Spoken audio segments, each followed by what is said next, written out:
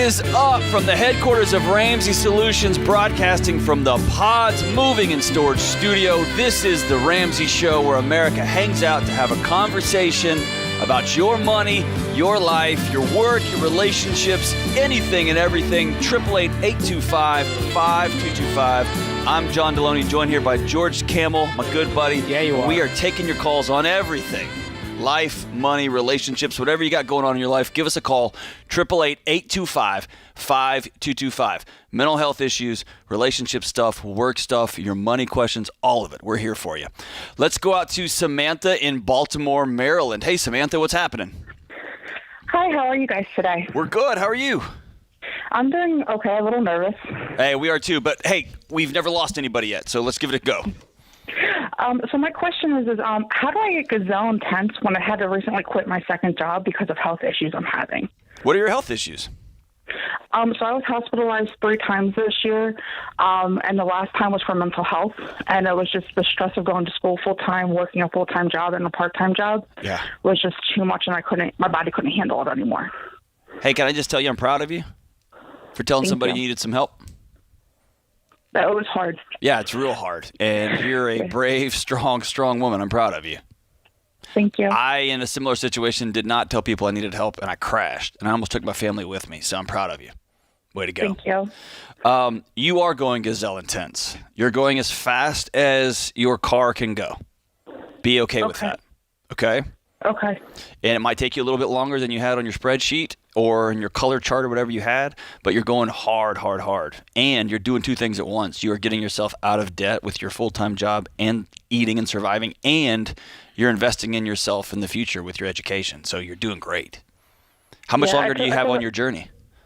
I took a pause on school because I was trying to pay off all my credit card debt, so I don't start school again until next fall because I want to cash flow it. Excellent. I took out a student loan for the last semester, and I realized that was a bad mistake. I took out the student loan, and then I found you guys. Cool. Okay, hey, so can we do one thing? Sure.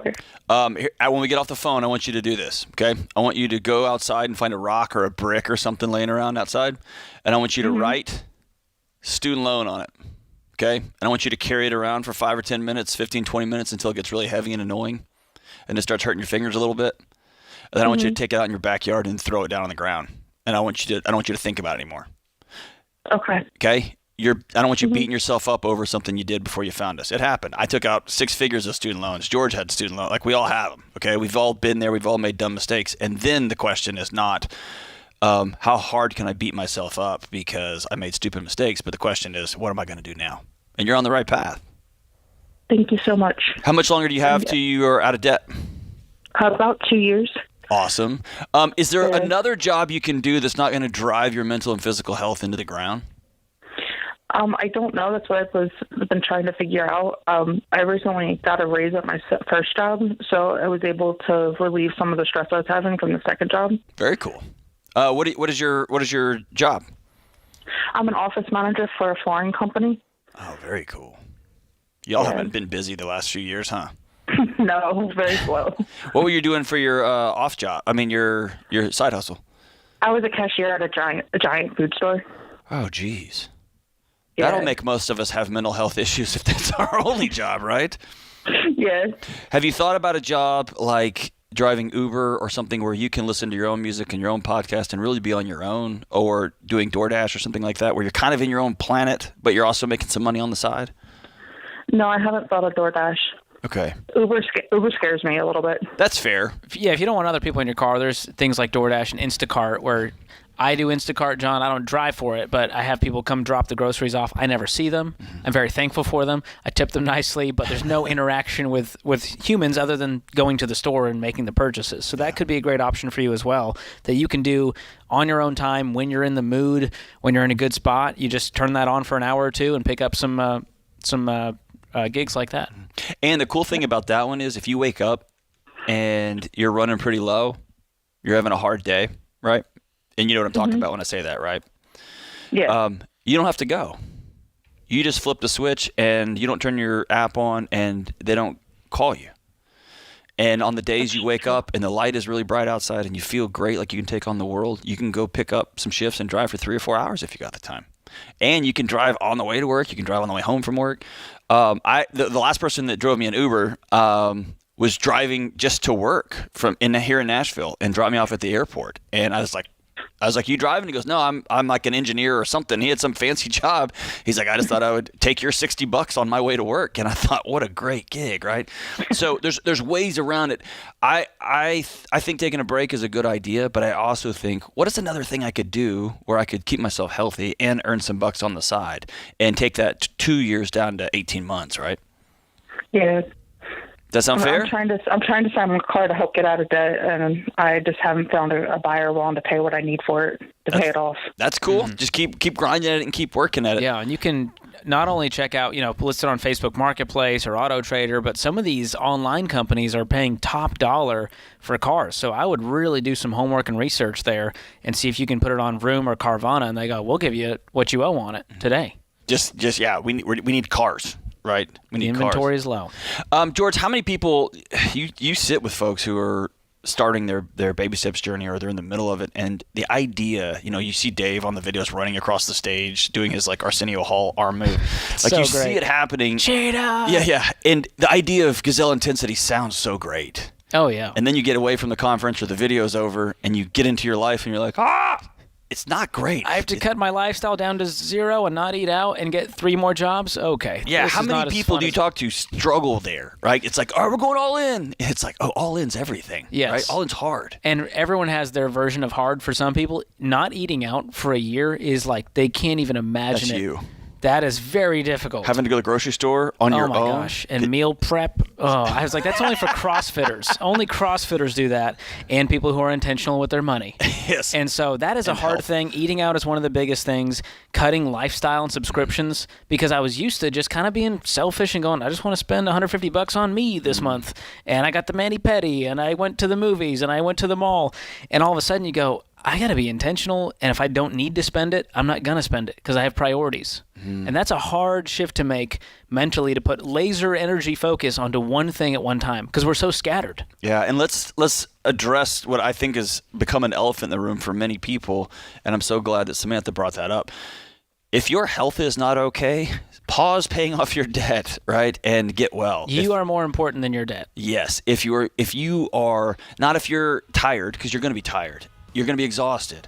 If you find yourself clinically depressed or clinically anxious, you need to go talk to somebody. Stop working all these jobs. Take a break for a second, right?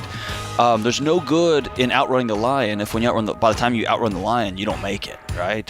So we got to be well on this journey. I'm so proud of Samantha and so many others for saying to a counselor or to a professional, I need some help because I'm not okay. That's so if good. it takes you longer because of that, I'm okay with it. You don't get a gold medal because you got burnt out.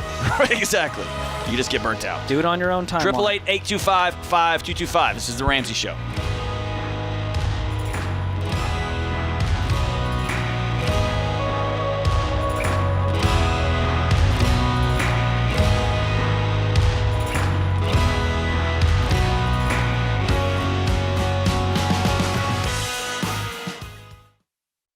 I say it all the time. If you're a business owner and you don't know your numbers, you don't know your business. And when markets are shifting, it's even more important. You've got to know where you stand so you make your next move the right move. And you don't have to be in the dark here. Over 31,000 businesses, including my team at Ramsey, know their numbers because they use NetSuite by Oracle, the #1 cloud financial system. NetSuite gives you visibility and control of your financials, planning, budgeting, and inventory so you can manage risk, get reliable forecasts, and improve margins. Having everything in one place has saved my team hours each week since we made the switch to NetSuite. NetSuite is a game changer. So head on over to netsuite.com/Ramsey to get a product tour today. That's netsuite.com/Ramsey.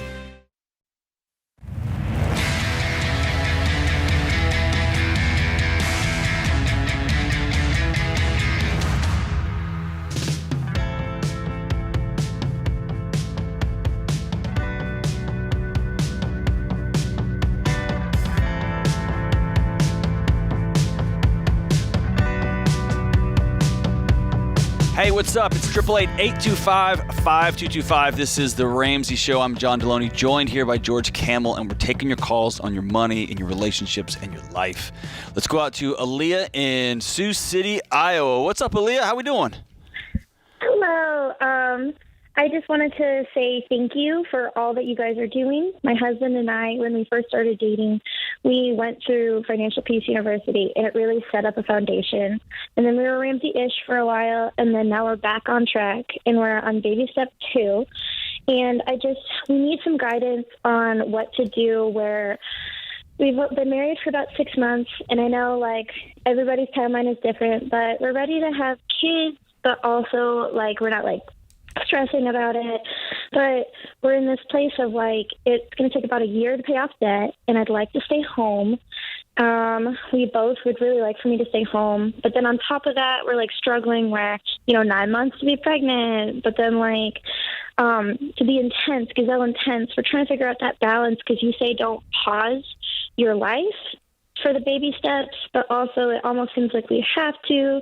Are we just overthinking it? But on top of that, my husband, he's been studying apologetics for about 12 years. And I almost, John, this is for you. I almost feel a little guilty because if I stay home, then he really wants to do something with like in ministry. And we haven't really figured out what yet. And we're just dipping our feet into the water and taking all of that time.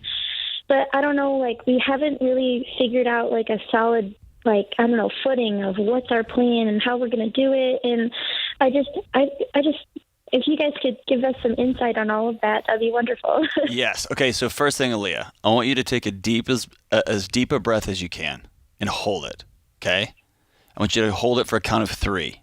3. Okay. Take a big, deep breath.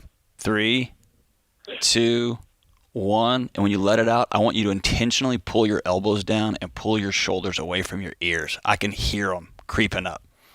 Okay? And how old are you? I'm 22. My husband's 29. Okay. And you said you've been married how long? About 6 months. Okay. 100% it's going to be all right. Okay? You are dress rehearsing tragedy. You are trying to think of every bad thing that might happen someday and solving for it in the present. And the only expense you're paying for this is the present. So you're cashing in your joy today, your laughter today, your intimacy today, your new marriage, all running around, making out whenever you want to. You're cashing all that in for, but in 5 years or in 3 years, you know it could happen. Okay? Yeah. And there's wisdom in putting 15% in your retirement when you're ready. There's wisdom in paying your house off. There's wisdom in being out of debt. All those things are wise and good. That's planning ahead. But that's not pathologically stealing from today to pretend a mortgage for a future. See what I'm saying? Yes.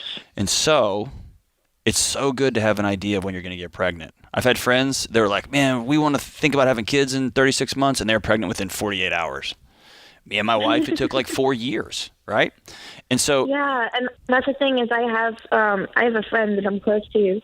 I guess it's a big fear of mine is fertility. She lost a couple before they had children. Yep.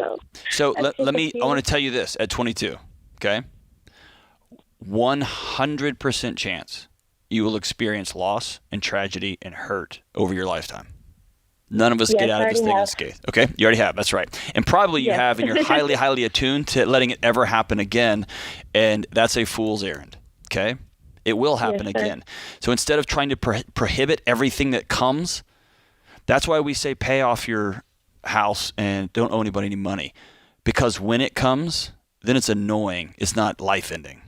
That's why I tell you that other people are your emergency fund for life. Not if, but when your husband gets sick someday, you'll have 3 friends that can show up with some old tacos and half a bottle of wine to your house and keep you company while you go visit him. See what I'm saying? It's not if, but when. Okay, so the whole Ramsey plan, the Ramsey way of doing things is setting up your life so that when things come, you are equipped to handle them, not prohibiting them from coming ever, because they're going to come. The second thing is you are now entering into rather quickly. Actually, you're choosing to join it at this point, but it is the modern hell that is being a woman, a part of a guilt complex, industrial guilt complex, okay? Very aware of it, sir. If you stay at home, I should be working and contributing. And if I work, I should be staying at home. And there's blogs and products and things all designed for one purpose, to make you feel less than, to make you feel like you're robbing your husband or your family or your church or your kids, so you'll go buy stuff to fix it. Okay? Yeah, and so then just trying to find what fits us, and I want to honor my husband. We're very deep in our faith, and so I want him to lead our family, and I want to be the best wife that I can be. And I've just had a lot of criticism where I haven't technically finished my 4-year degree, and there's a lot of people that are like, "You're wasting so much of your potential. You're listen, you're doing all that." I want you to internalize this saying: they don't get a vote. Yes. I've heard you say that, yes. You have given one person permission to have a vote, and that's your husband. And you may have one or two or three close ride or die friends that have a vote too. Your parents may not have a vote anymore. Your in-laws for sure don't have a vote. Your old college roommates that y'all used to be friends and now you're kind of like, I don't know, they don't get a vote. That guy at church that's like, you should be a doctor, and what are you doing? He didn't get a vote. They don't get a vote, right? They don't get a vote. They don't get a vote. They don't get a vote. You're a lot nicer than me, John. I just say, thank you for your opinion, but we are not taking a poll at this time. Please try again later. But it's so true. Yeah. There's such a guilt around this whole situation. And we always tell people, you can have a baby while in baby step 2. Yes. It's possible. And when you get pregnant, you pause the debt snowball. We save up a bunch of cash, and maybe we have $5,000, $6,000, $7,000, $9,000, and mom and baby are home safe. Now we use that money to throw at the debt. Yes. It's that simple. And so your life is not going to be upended by this. The baby becomes a budget line item that we're going to add, and you go, oh, we're alive. Right. It's really hard, and we're really tired all the time, but life is not that much different. Now, we'd like to have more margin, and he may need to get a side job while he's doing apologetics because we need to put food on the table. And that's part of the compromise and sacrifice we make to have the things that we want. Right. And Aaliyah, you may have a picture in your mind of staying at home, and it may be when the baby turns 2.5. Y'all have created enough financial margin that that's possible for you in conjunction with your husband's job and his ministry and whatever else he's got going on. All right. So we get really static, George. We get fixed on it's got to be this way right now forever.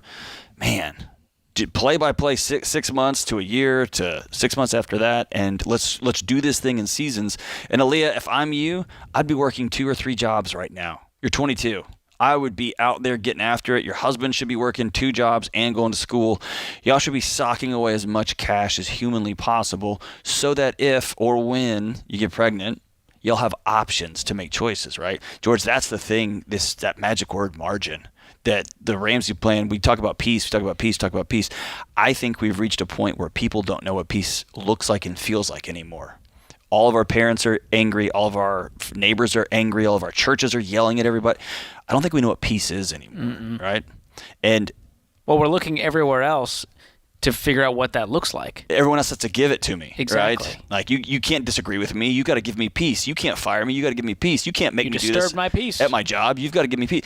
No, man, peace comes from the inside out, right? Yeah, and so many people in Borrowed Future, the documentary, we hear stories about couples going, I don't feel like I can start a family. I feel like I'm a failure as a husband because of my debt. Shame. Debt has so much guilt and shame attached to it. And there's logistical pieces where you go, you're right, you can't afford to be a homeowner while you're in debt. And that's a part of the reality that we're facing here, just crippled by debt. That's exactly So it's a great, noble goal to say, I want to get out of debt and have an emergency fund by the time we have a baby. Yep. And if we don't, that's okay too. That's all right.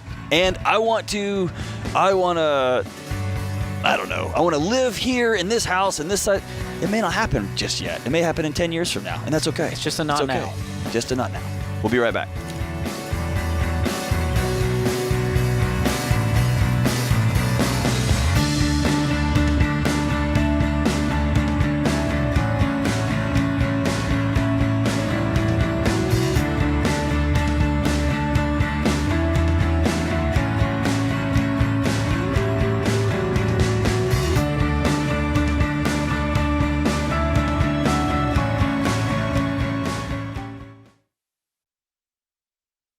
Look, I love real estate, and I want you to have a house, but I don't want a house to have you.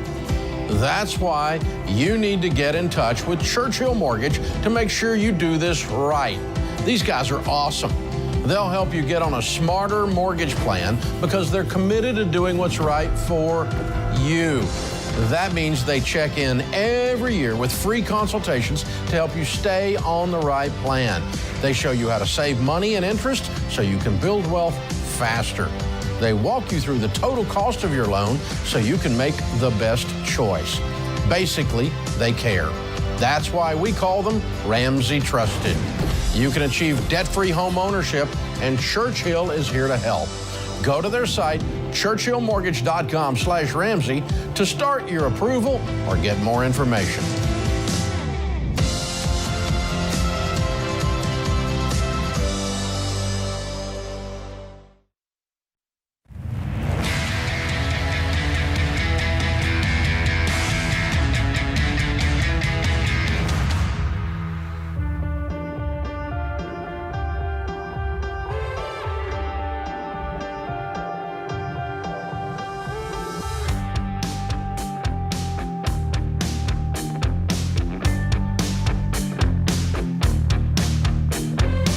This is The Ramsey Show, 888-825-5225. Every time you hear somebody do their debt-free scream on the show, it's because at some point they said, I've had it. I'm not living like this anymore. And when you get mad like that and do what they did, your life will change too. And right now, inflation and your stupid credit cards are killing you. You've been led to believe that you're not in control of your money. And that's wrong. You have to decide to control what you can control, and that's you. Your thoughts, your actions.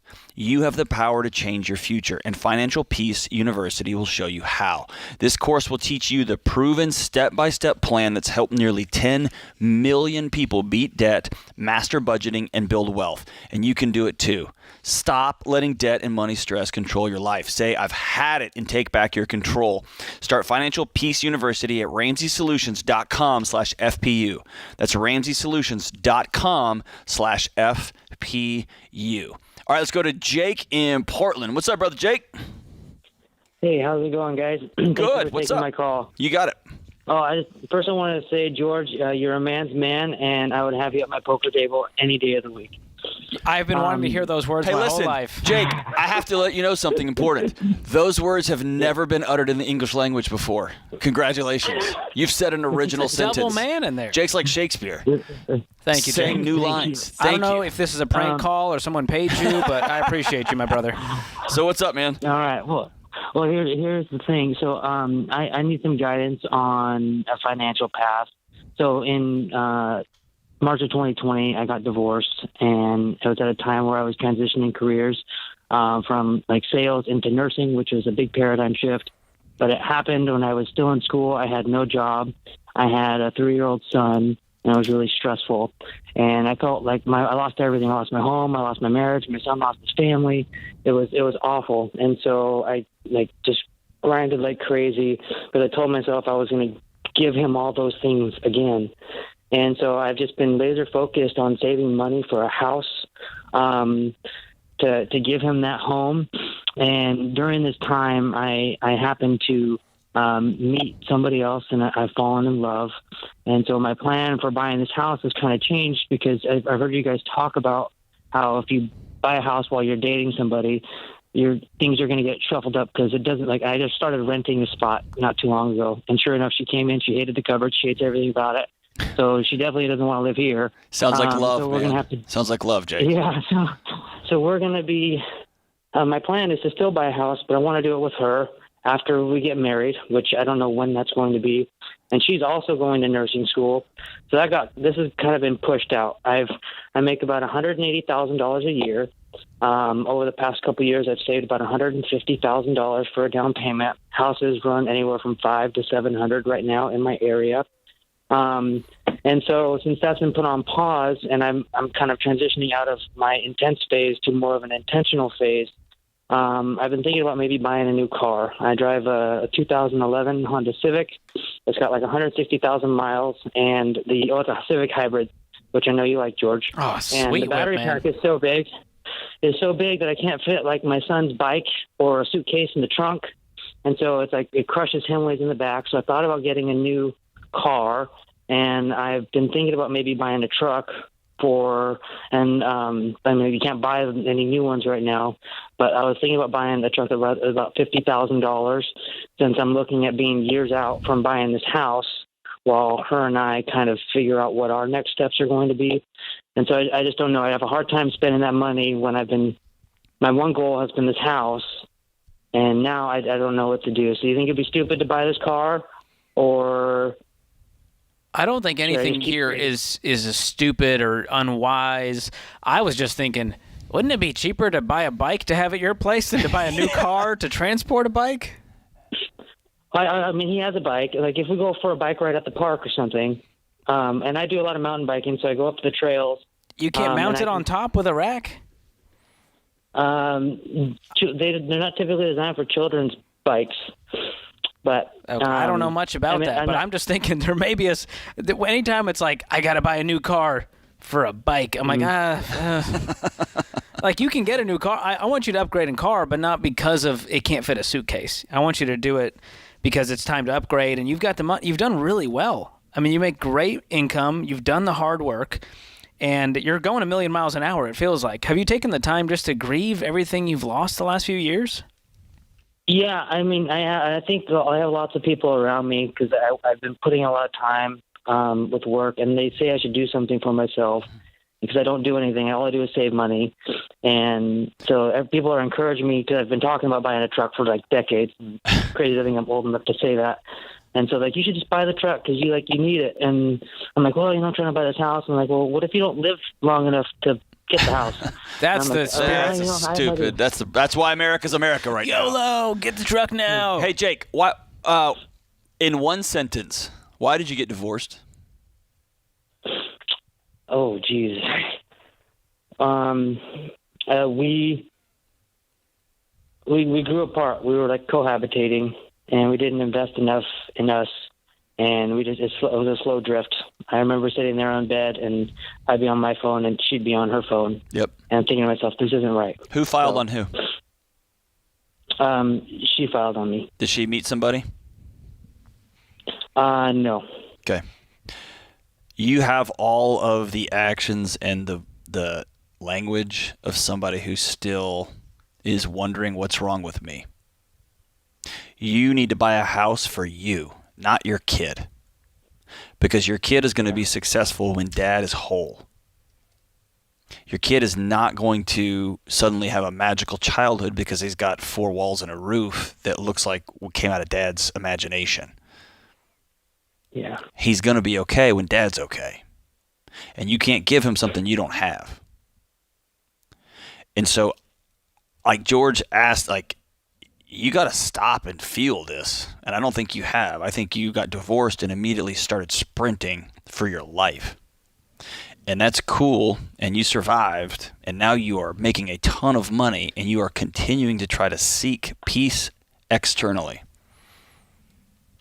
Yeah. And that finish line just keeps moving and moving and moving and moving.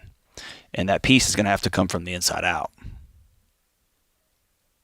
Is that fair? I mean, truthfully, I feel like I would get this truck and then I would still feel 100%. Like, I don't know, I need something else. This truck will be nice, and George, I mean, it falls in the parameters. You're fine. It's less than half of what you make. You can pay cash for it, all those things. It checks all the boxes. Just know that buying this truck is not going to give you peace. It's not going to make your son suddenly go, now dad's got it together. That's not going to happen.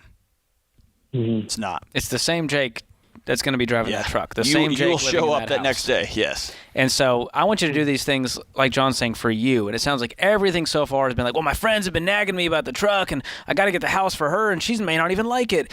And when you do it on your terms, it's different. And so you might be a few years out. The numbers you shared, I mean, you make a great income. Is your take-home pay about $10,000? Yeah. Okay. So you might need to save up $300,000 and put that down on a $550,000 house to have the payments make sense. And that might mean it's 3 years out. And we might mean you get married and you still are renting for a while and she still hates the cabinets. And she still goes, you make so much money. Why are you driving this old Civic? And you smile and go, because I can. Because it's fine. Because I have no one to impress. I've got value and I've got worth. and it's not found in a depreciating asset. And if you want to go buy a $20,000 truck, go for it. I mean, George, buy $50,000. I mean, just know it's not going to solve your problems. It might help you get the bike to the park. And it might set you back on the home purchase. And we go, okay, it's going to set me back, 3, 5, 6 months on the home purchase, and I'm okay with that. I'm running my own race. Here's the deal, Jake. At some point, you have to start outsourcing what you want and what you need and what you feel to other people. You've got a new girlfriend and you've already outsourced what you think you can live in, what you want to live in, to somebody else. You already outsourced your future to, I've got to do all these things for my son. Otherwise, you're about to buy a $50,000 truck so you can get your bike from your house to the neighborhood park. Your friends are telling you, ask yourself this question. What do I want? What do I actually need?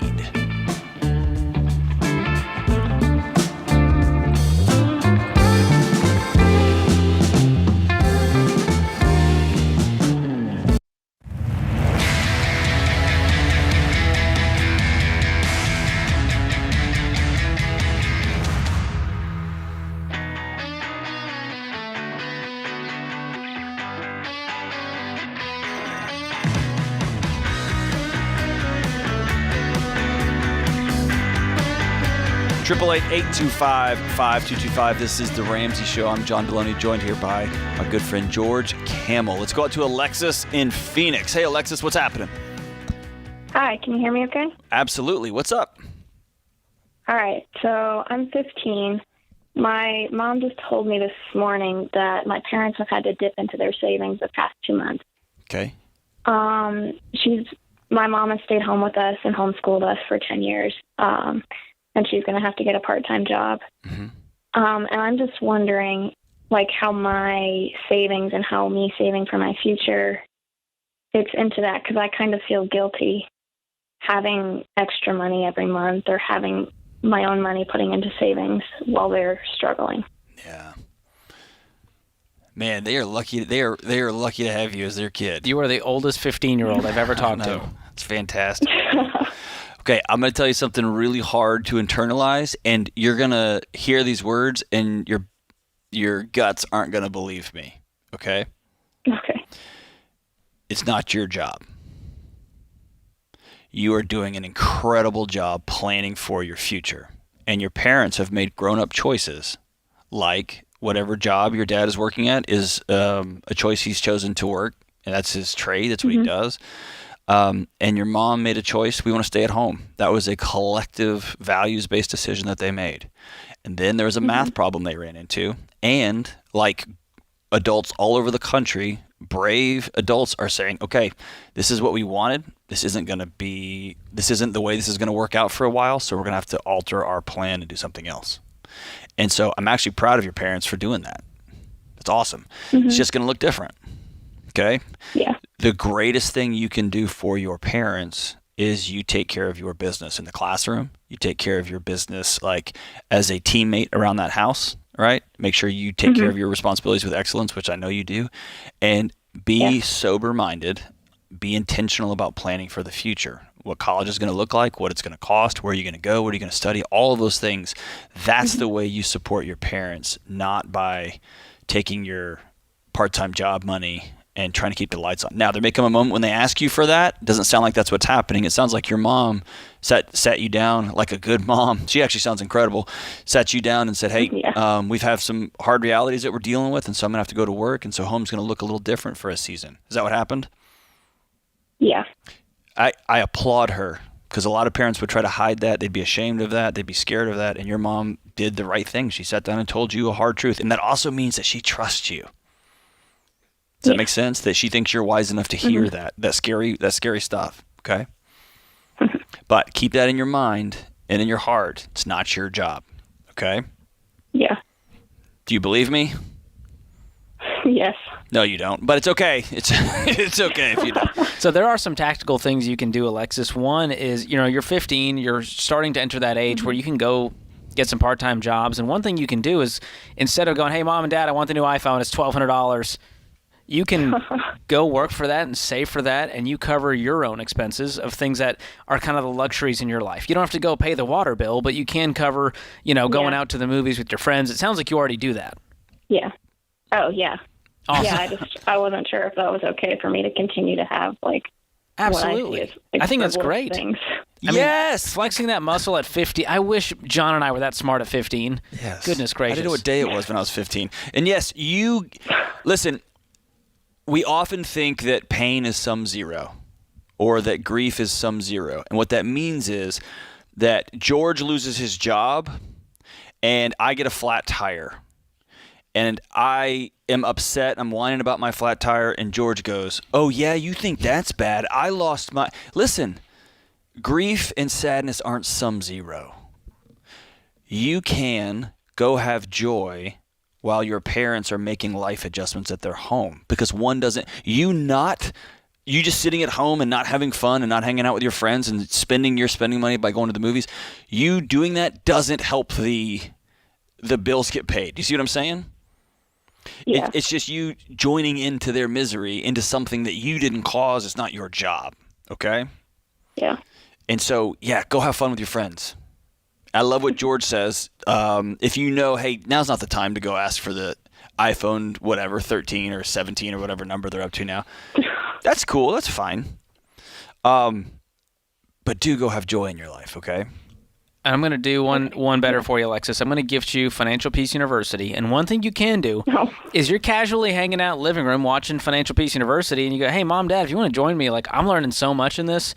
If you guys want to join me, I think it'd be really cool for us to go through it together. And not as from a place of shame of hey, Mom, I know you're just telling me you guys are broke. This might be good for you. I called a couple of idiots on the radio. I got you solved. Telling the person who wiped your butt, 7 years ago this. So just... go watch it yourself, and I think you modeling that might inspire them, motivate them, give them some hope.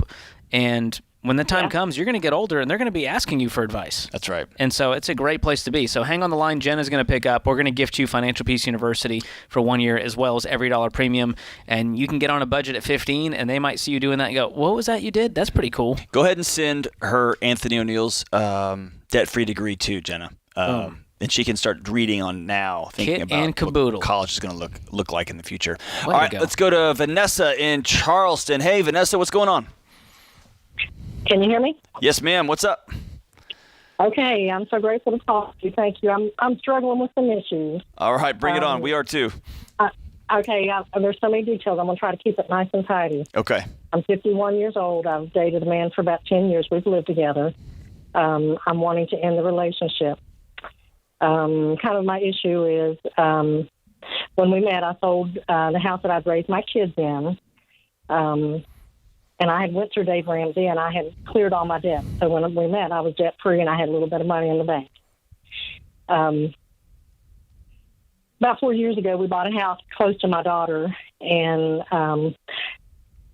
it was real small, and then another house came up around the corner, and it was in foreclosure. I got a decent deal on it, so I bought it. I own another house about 20 minutes away, and part of my issues are, number one, I'm wanting to end the relationship with my boyfriend. My other issue is I'm having some domestic issues with my daughter, if you will, and I think maybe some space, some time, some space between us would be good. So I have a total of 4 houses. What's your mortgage total on those 4 houses? I'm broke. When I leave the relationship, I'll have nothing other than these houses and my income. Is his name on the deeds? No, not on these. So your name only is on all these deeds? That's right. Okay. So can you sell all 4 houses? Yes. I think it's time to start fresh. Yeah. So my issue with it is, my daughter's having some issues. Is being broke and having all of your money tied up in these 4 houses going to help your daughter? No. I guess where I'm struggling with it is, 2 of the houses are rented out. Do I sell the rentals and try to save the house that I'm in, which is not necessarily desirable to me? It's the nicest of the houses, but it's nice to me because I'm close to my grandkids. But my daughter and I are having some issues. trying to decide whether or not to put space between us or what, you know what I mean? Mm-hmm. Or do I... Well, when are the leases up for the renters? When do I... the first of the year for both Okay. of them. Then we say we're not renewing the lease. I'm selling the properties. Here's what I want you to do. Start thinking of it this way. You're trying to look at this as a math problem, as a mothering problem, as a mental health issue problem, as a relationship problem. Whenever my life gets this chaotic, I'm going to clean up my environment and take as many variables off the table as possible. And right now you are leveraged to the gills in 4 houses that you can't afford, and it doesn't sound like you even want them.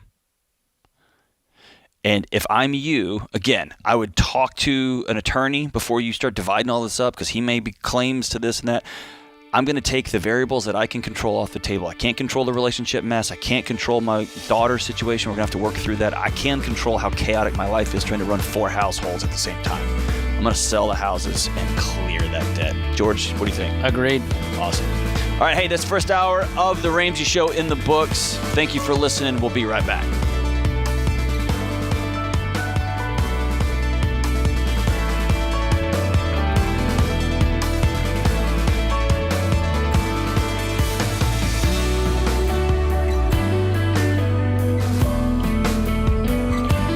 Hey, it's John Deloney, co-host of The Ramsey Show. Did you know over 18 million people listen to The Ramsey Show every week? A lot of those people listen on one of our 600-plus radio stations across the country. To find a station near you, go to RamseySolutions.com/show.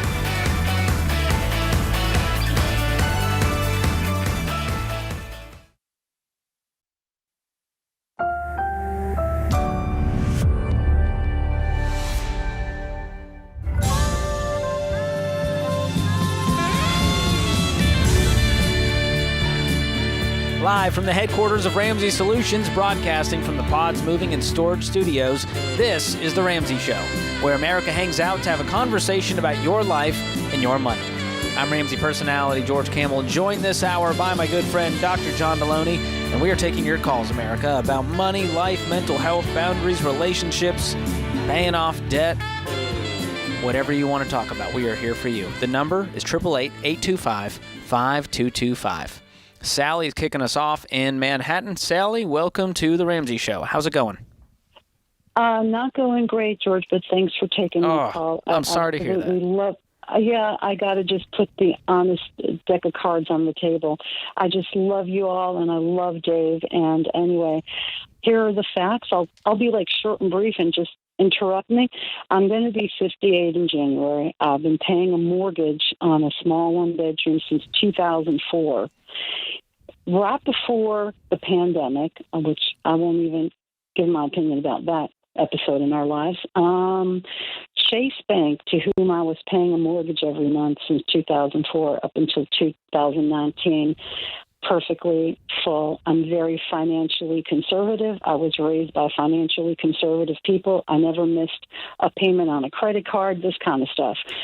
My mom, who was suffering from a terrible stage of dementia and was dying quickly, basically, I was in between jobs. I am a professional who works on assignments, long hours for months at a time.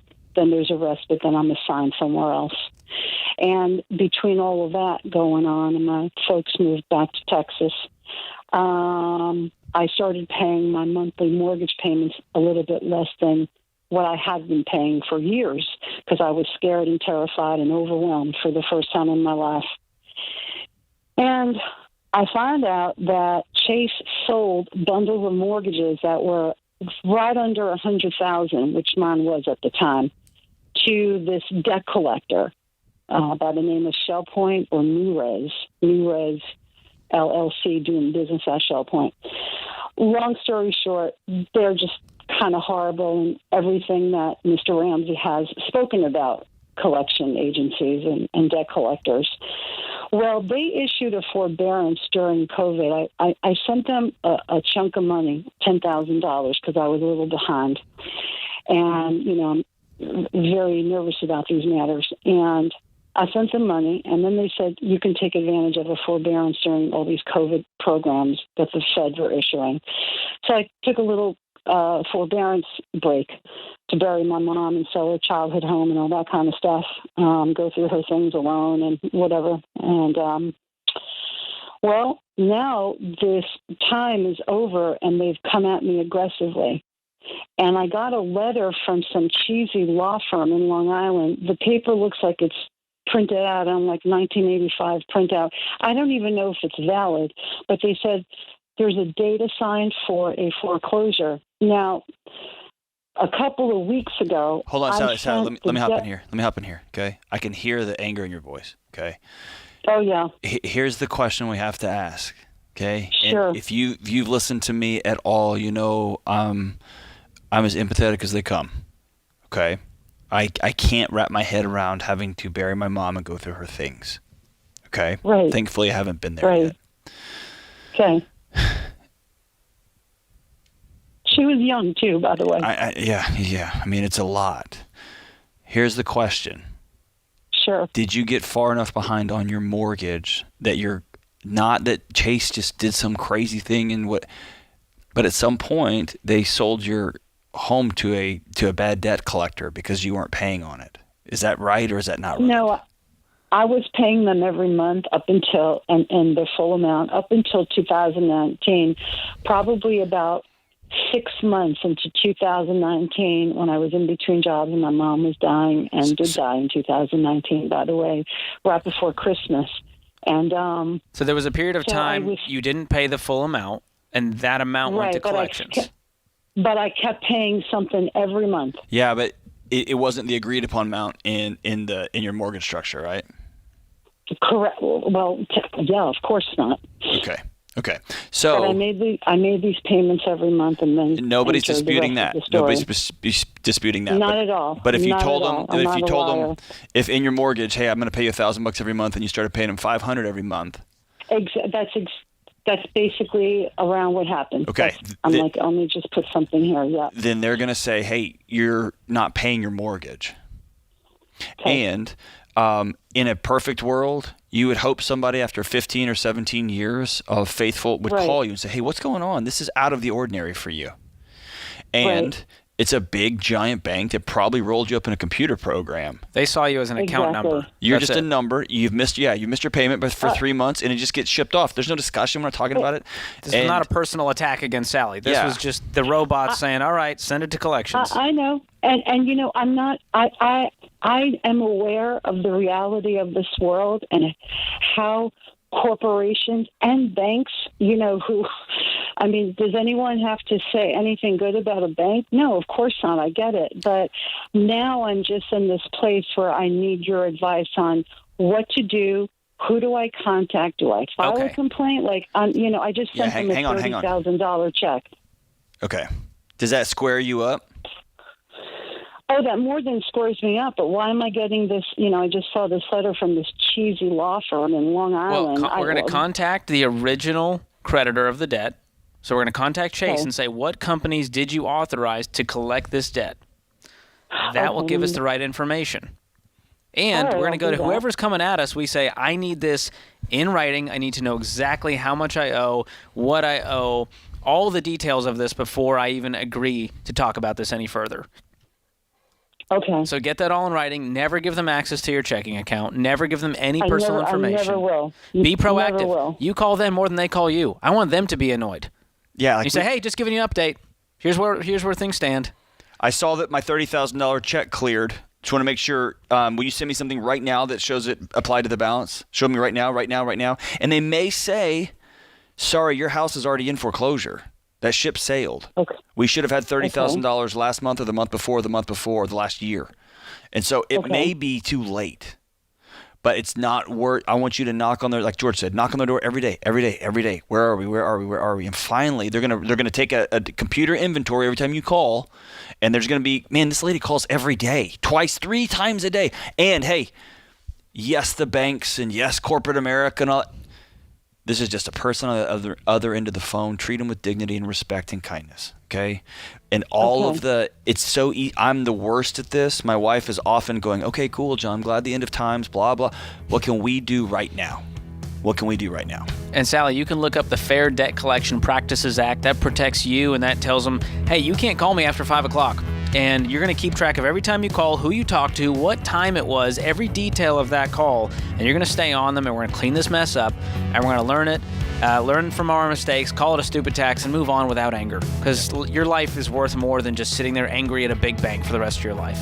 So we're hoping the best for you. Hope you can get this thing cleaned up and move forward. Give us a call, 888-825-5225. This is The Ramsey Show.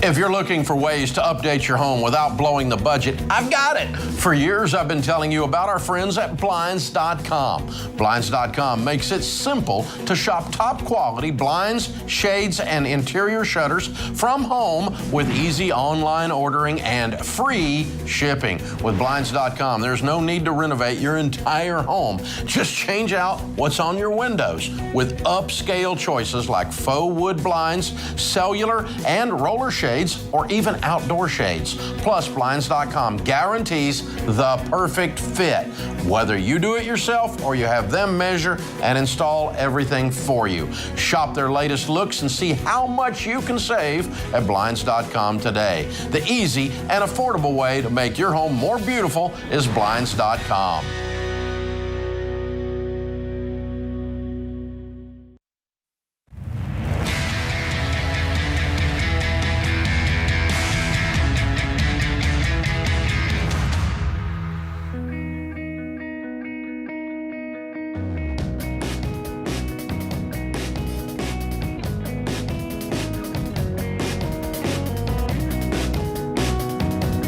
Welcome back to The Ramsey Show. I'm George Camel, host of the Entree Leadership Podcast, The Fine Print, and co-host of Smart Money Happy Hour. Joined this hour by the host of the Dr. John Deloney Show. You guessed it, America. It's Dr. John Deloney himself. But how funny would it be if it was a different host? If it was Dan. Hey, my name is Dan. I'm hosting the Dr. John Deloney Show. It's kind of like us, me and you, hosting the Ramsey Show. That's true. At least Dave took his first name off of it to make it less awkward for all of us. It's great. Well, we are here for you, America, taking your calls about life, money, mental health, relationships, career. It all kind of blends into one blurry thing we call life, and we're here to help you take the next step and help you make a breakthrough in that. So 888-825-5225 is the number to call. Renee joins us up next in Orlando, Florida. Renee, welcome to the show.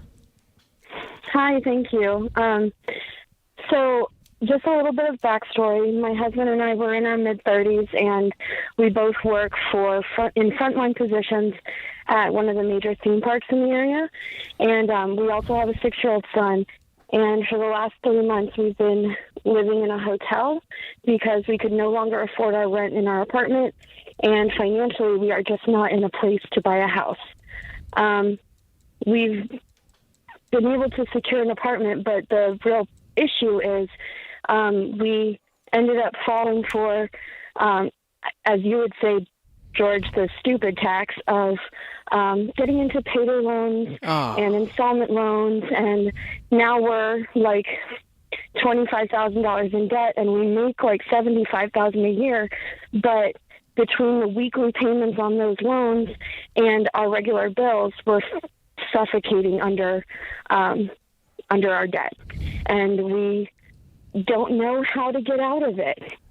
We were just turned on to your show, the Ramsey Solutions, maybe like a couple days ago from a coworker of mine, and we've found hope in it so far, but we've been hearing stuff on the show like baby steps and emergency fund, and we don't know what any of that stuff is, and we don't know how to start. We don't know where to go from here.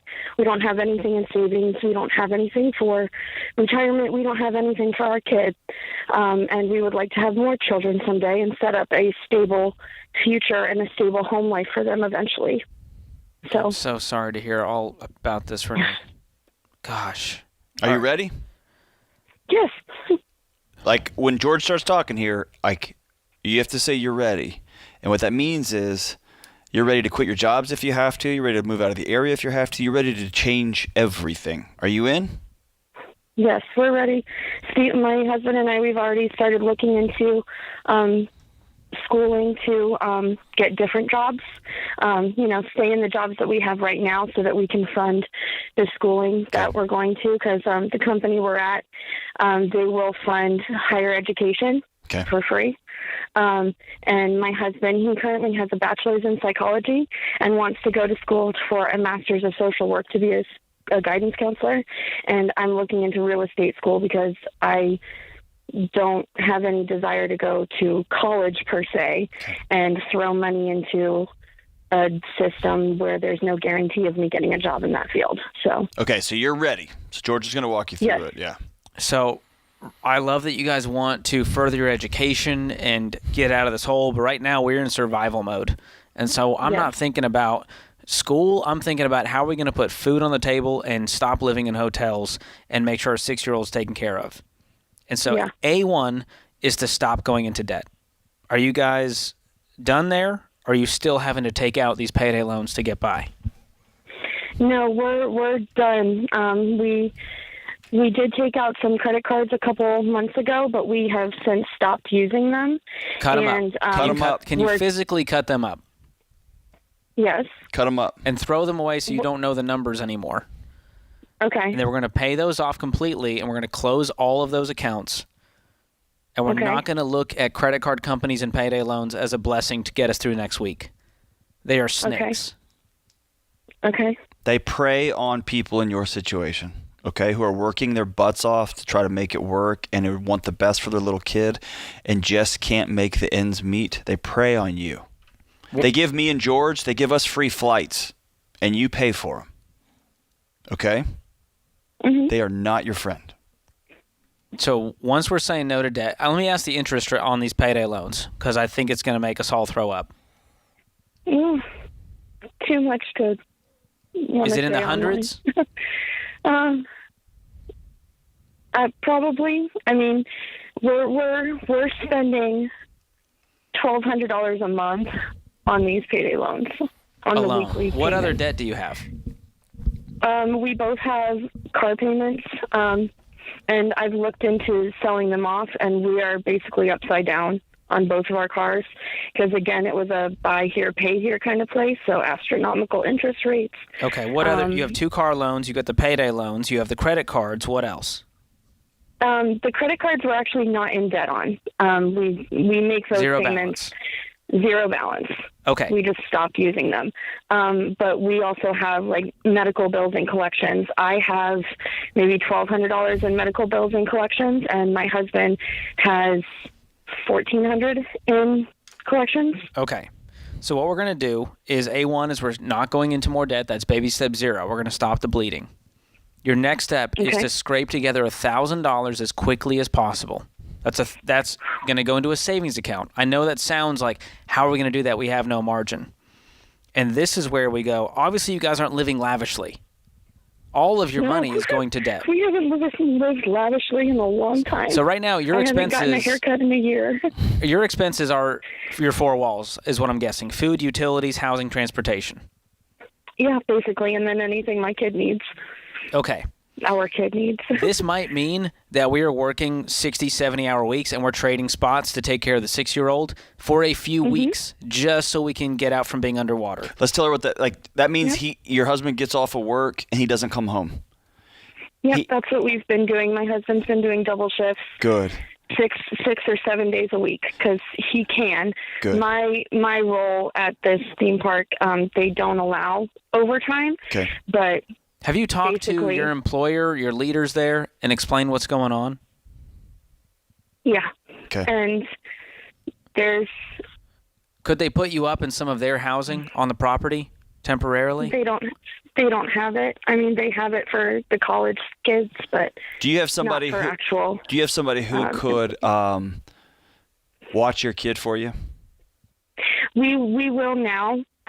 Because like our closest family is 3 hours away. But we recently acquired an apartment, thank God, in a complex that's an hour away from work. But we actually have friends that live in the complex that would be willing to. So it might be for 30 watch days. our son from time to time. Well, it might be for 30 days. You ask them, tell them, hey, we're in a mess. And the moment you get off, you're going straight to drive Uber or deliver Uber Eats or deliver Instacart. And all we're trying to do is get $1,000, get $1,000. You are going to get $1,000 in your account, and you're going to take a deep breath for the first time in a long time. Okay? And you're going to do whatever it takes, even if it's I'm staying with friends, I'm going to get plugged into a local church, and do whatever you can to get there. Baby step 2 is listing all the debts, smallest to largest, regardless of the interest rate, and attacking it with a vengeance, with all the margin you can muster up, with all the income you can create, with all the expenses you can shave down. And it might be hard at first, but when you knock out that first debt, you are going to be on cloud 9, and you're going to feel like, oh my gosh, we can do this thing. And you're going to knock out the next debt and the next debt. And what does that do? It frees up the payments on those, now giving you a bigger snowball to keep rolling. And that's called the debt snowball method. Okay. And once you do that, over the next, what's the total amount of debt you guys have? I would say between $25,000 and $30,000. You guys can do this. Easy. You make $75K, you got $25 to pay off. We've heard much smaller incomes with much bigger numbers, and they were able to do it. So I want you, the key to all of this is just believing that you can do it. And we're going to help you and walk with you by giving you 1 year of Financial Peace University, watch all 9 lessons with your husband, and to get fired up, to give you knowledge, to give you motivation. We're going to give you 1 year of Every Dollar Premium to get on a written plan, a budget every single week. You're tracking every expense, making every dollar stretch as far as it can go. And I want you to call us back when you're debt-free and share your story, because it's going to give so many other people out there hope who didn't think it was possible for them. Hang on the line. Jen is going to pick up. We are rooting for you. We are in your corner. Please call us back if we can help in any other way. This is The Ramsey Show.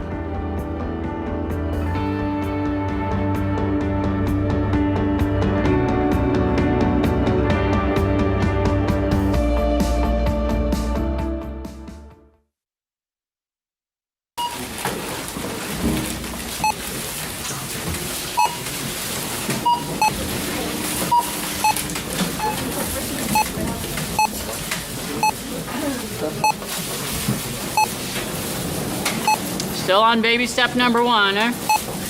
How'd you guess? With healthcare costs rising, learn how Christian Healthcare Ministries can help you make the most out of your budget. Visit chministries.org/budget. Don't worry, it's worth it.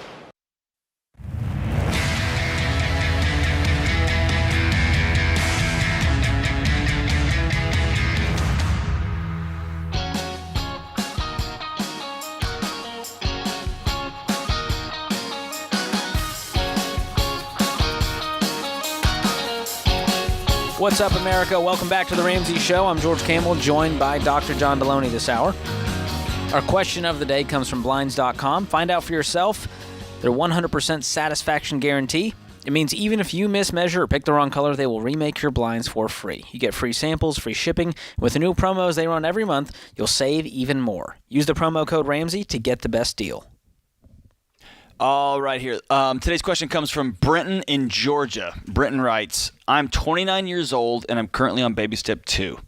I net around $27,000 a year, and I owe $4,500 in student loan debt and $78,000 on a mortgage on a condo that I co-signed for with my stepmom 2 years ago to build my credit score. This was before I learned the quote-unquote Ramsey way. I thought going into debt was a normal part of life. I talked to my dad and stepmom about refinancing to get my name off the condo, and they said no because the monthly payment and interest on the loan is so low, and they're renting out the condo to pay their mortgage on their house. If they refinance, they'll have to pay a few hundred more a month. Aww. Wah. So they're going to continue to bury their 29-year-old son so they save a couple $100 a month. What a great mom and dad. Wonderful. Way to go, dad and stepmom. My question is, that was John commentary, by the way. My question is, I realize now that co-signing on a mortgage wasn't a smart move, ta-da, on my part, and I'm wondering how this will affect my ability to get my own mortgage going forward if they won't refinance. And if they won't refinance, what should my next step be? What a pickle we found ourselves in, Brenton. What a pickle. Well, I'm glad we've learned the lesson here, and this is going to be a hard conversation with mom and dad, saying, hey, my future's on the line here, and I regret this decision, and I want out, and this is part of the risk of co-signing. Yeah. Because guess what? You could stop paying, and guess who that mortgage would fall on? Your parents. So you could say we could do this the hard way or we could do this the easy way. The easy way is you allow me to refinance, and you figure out how to cover a few $100 extra a month on this small mortgage so that I can live my adult life, because I am broke. I net $27,000 a year. I'm in student loan debt. I need to get out. And I hope that works. Right. I mean, I don't know that you can force it. You can talk to, Churchill Mortgage. They'll explain the deal when it comes to debt to income ratio and the timelines and when you would be able to buy a house if this is still sitting on you. But I would do my best to get out of this. And ASAP. George, I don't know. Here's what I want you to check on, Brenton. I think if you called an attorney, you are basically dissolving a partnership here if you co-sign on a loan. And if you say, I want out of this partnership and my partner refuses to let me out, I think, I may be wrong because this may just be a business transaction, but I think you can take them to court and the judge will force a sale. And they force a sale, and then you split the proceeds and partridge in a pear tree. Because my guess is that this place also has equity into it that you've bought into over the last 2 years, and the house is probably the house has probably gone way up. The condo's probably escalated in value significantly in Georgia, and so you've got money built into this thing. Even just walking away from it is a gift to your dad and stepmom, who just love you so much that they want to keep you tied to this thing. But you can force it. I think George brings up a good point. We can do this the hard way or the easy way. The easy way is, I need y'all to sign this over. The hard way is, I refuse to be held back in my life by a decision I made when I was 25 years old. I screwed up. I'm sorry. But I want to move on with this. And at the end of the day, here's what's going to be hard. Your parents may choose that couple $100 a month over a relationship with their son. They might make that choice. And that says more about them than it does you. So if you have to say, okay, cool, I learned my lesson. I will never co-sign on anything ever again.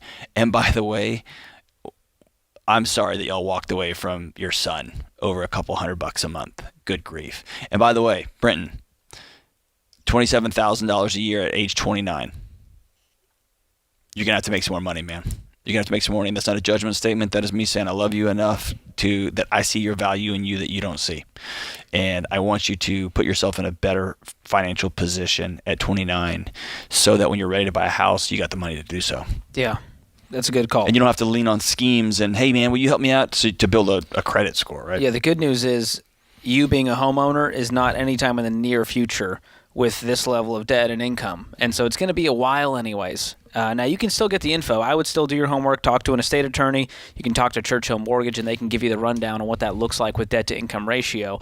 But right now, you wouldn't qualify for a mortgage as it stands. So I wish you the best in getting out of this situation, man. It's just one of the many reasons we tell you never to co-sign debt and never have a mortgage with someone you're not married to. Yes. It's just messy, and it hurts relationships every time. All right. Thanks for the question. Yeah, thanks, man. All right, let's go to the phones. Mike joins us in NYC. Mike, welcome to the show. Hey, guys. How are you? Thanks so much for having me. About a year listener. Awesome. You guys have created a gazelle on steroids. I cannot stop paying down debt. Dude, a gazelle New Yorker, man. That's somebody to be reckoned with. I'm scared of that. I have a question for you guys. All right. I recently came into some money through the sale of my mother's house.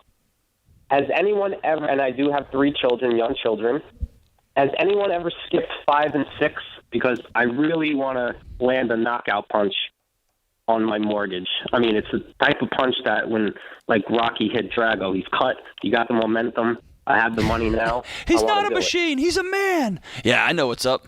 So you're saying skip 5 and knock out 6, which is pay off the house early. And then it'll bring my mortgage down to about 7 years. So essentially, I'm refinancing without refinancing. Get out of that and reallocate my mortgage payment for my, like pretend I have a mortgage payment, and that would fund my kids' education. So I have the money now. I'm eager to keep paying down debt, and I can't be stopped. So what's left on the mortgage? Right now, at this point, $356. And how much money do you have? Around $250, but I know I have to save some for some taxes. My accountant said with the life, because it was under a life estate. Yes. So I know I have to save some money. So let's say I want to throw $200 at my mortgage and get it down to 156. Don't refinance it at that point. No, he's saying I'm that not. by putting 200, he's You're basically getting a refinance. Got it. Basically, cutting the years down. Where are you at with the kids? You said they're young. How old are they? 9, 6, and 4. Okay. And how much do you have saved for college right now? Nothing. We never got into a 5 to 9 plan because, like I said, we had to start the baby steps. So over the last 25 months, we've got to step 5 now. So okay, so you've been investing 15%. Plans or anything. You've got the fully funded emergency fund, and you're out of all consumer debt. Last thing is the mortgage. How much do you make? Household income is a little shy of $210. Okay. Well, I think we split the difference here. I don't think it needs to be one or the other. Why don't we throw a bunch of money in a 529 plan or an ESA? Maybe you could fully fund an ESA for each kid. That's $2,000 a kid, and we can put the rest onto the mortgage.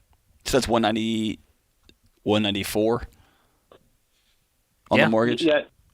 Oh, my mortgage now is $356. So even if I threw $100 at it, it'd be $256. But that would probably sure. John's saying if you had $200 and you put 6 of that in the ESAs, maybe you could even put a little in a 529. The rest can go to the mortgage, and it's not one or the other. Then we're at least starting this process because that money is going to grow tax-free until they're at college age. And so when you start to do the math on that, there's a lot of opportunity cost in not starting to invest for college right now.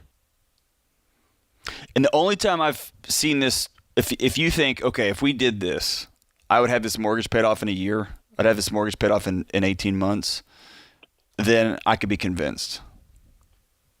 Does that make sense? What I don't want it to have, I want it to become 2 years and then 3 years and then 5 years and then 7 years, and suddenly that 9-year-old is 17.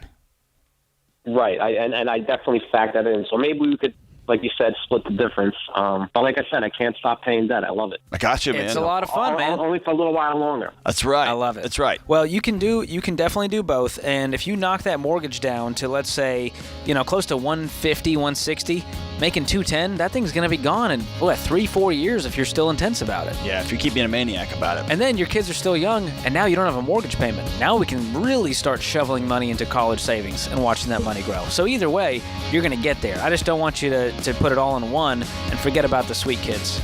Forget about it. There we go. Thanks for the call, Mike. This is The Ramsey Show.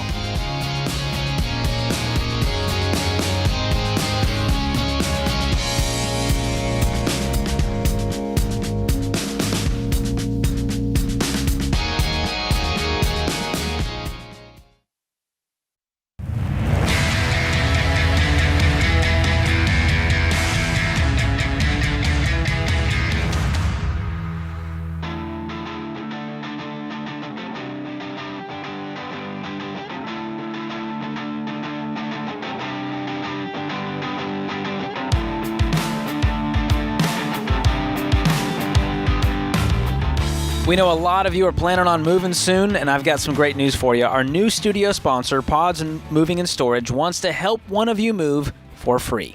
All you have to do is get a quote at pods.com/Ramsey between October 3rd and October 14th to enter to win. It's that simple. One listener is going to get a free move or a free storage rental up to a $5,000 value. That's one less thing to worry about with your move. And Pods makes moving easier with the flexibility you need, the control you want, and the customer service you deserve. If you're looking for a company that will help you move on your terms, Pods is the only Ramsey trusted moving provider out there. So head to pods.com/Ramsey and enter to win free moving or storage rental today. That's pods.com/Ramsey. Open phones this hour at 888-825-5225. I'm George Camel, hanging out with Dr. John Deloney today. Madeline joins us in Roanoke, Virginia. Madeline, how are you? I'm great. Thank you, guys. Also, I want to thank you guys so much for what you do. I want to say the show is awesome, and I also love reading the email blasts. Those actually help a lot. Oh, that means the world. Our email marketers appreciate that. They work hard on those. Yeah, those are great. So my question is, my husband and I are actually on baby step 3, trying to build up our emergency fund, but we're also maxing out my Roth IRA at the same time. So I'm asking is, can we use the money we haven't invested in my Roth, so there's money in my Roth that's not invested, as a second emergency fund so that we can keep building our emergency fund and our Roth at the same time? assuming we don't end up using our emergency savings from the Roth account, if you follow. And then also, or should we just take all the cash out of my Roth and put it in the bank with the main emergency fund and stop maxing out until we've completed baby step 3? You took the words right out of my mouth. Why haven't you been doing that one the whole time? I feel like there's a reason. Taking all the cash out of the and following the baby steps as laid out, which means we're not investing until we have the fully funded emergency fund. You guys are doing 3 things at once. Yeah, no, we're not doing that. I guess just because when I was 17, my dad set me up with investing, and I never stopped maxing out. So it's just not like I didn't have debt at the time, so we cruised through some baby steps while we were maxing out. So. Got it. Well, we're here today, so let's walk you through what's next. So, how far are you from having a fully funded emergency fund? Probably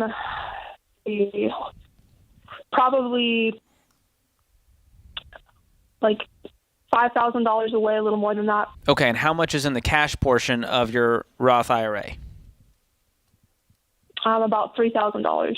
Okay. Cash portion of the Roth IRA, that's $5,000. I'm sorry. Oh, so you have $3,000 invested and $5,000 is just sitting on the sidelines that you can move anywhere. Yeah. So what you just told me is you have a fully funded emergency fund. Way to go, Madeline! Congratulations. So just move the money over to your savings. Not exactly, but we're trying to get up to $14,000. We have $3,000 in the bank, and we have $5,000 in the Roth. Okay, so that puts you at 8. Yeah. You need to get to 14 at that point. So we need to, like 6,000 more. Okay. So, yeah. And so how long is it going to take for us to get 6,000 more if we're pausing investing for now? It's going to go faster, isn't it? Yeah, it's going to go a lot faster. Yeah. And then I guess another part of that question is, should we be saving for retirement before we're done saving for our first house? Is that like also part of the equation? So you're talking about 3B, which is saving for the down payment, and baby step 4. That one is a choose your own adventure. Depending on your age and how quickly you want to get into a house and where you're at for retirement, some people choose to do up to the match and the rest is going to a down payment. Some people choose to pause investing for 2 years and stock up that down payment. Some people choose to do 15% and it's going to be a longer journey to get to the down payment. And so it just depends on where you guys are at in life. Okay. That's great. Thank you, guys. Yeah, absolutely. Thanks for the call. Good question. It was like beautiful mind level math in the beginning there. And it just, when you simplify it, it changes things. If you were listening to this, George just said the word simple. I was a guy that had a bank account for our emergency fund, a bank account for our bills, a bank account to get automatically withdrawn from just in case it gets overdrawn because they've got our number. I had another account that was like a secret storage account. And you know what? I caused a huge mess, a giant mess, like an open face fishing reel that I cast backwards. It's just a huge nest of mess. And my wife was like, hey, there's this cool thing in our one bank. It's got multiple accounts you can open just in the same account. Can we just do that? And that way I don't want to set myself on fire every time I ask how much. Anyway, simple. That is the answer to most of our money problems. Simplify, of our relationship problems, simplify. Most of our problems. Simplify. Good word. All right, we're going to Charlotte, North Carolina up next. Chris joins us there. Chris, welcome to the show. Hey, how's it going today? Good, how are you? Doing pretty good, can't complain. So I started watching the material about a week ago. I'm on baby step 2. And as I'm looking at my budget and my bills, I realized that I had my phone bill and my insurance premiums.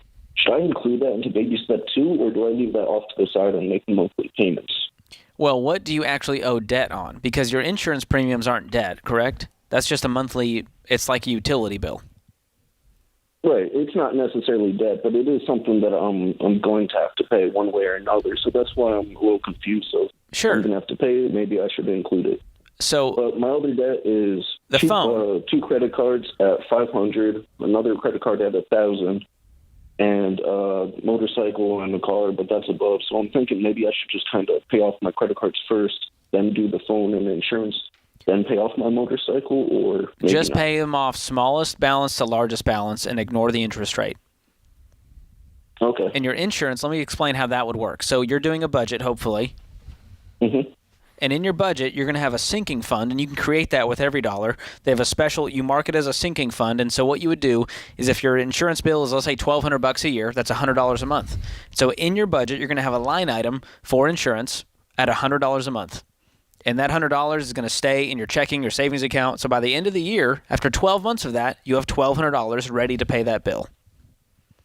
So we're not going to put that in the debt snowball section. And then as far as your phone payments, you're saying you have payments on your phone because that's how they sell phones these days, because they want to keep us in debt? Yeah, it's in the contract and all that type of stuff. So if you stop paying that payment, what are they going to do? They're going to come after you, right?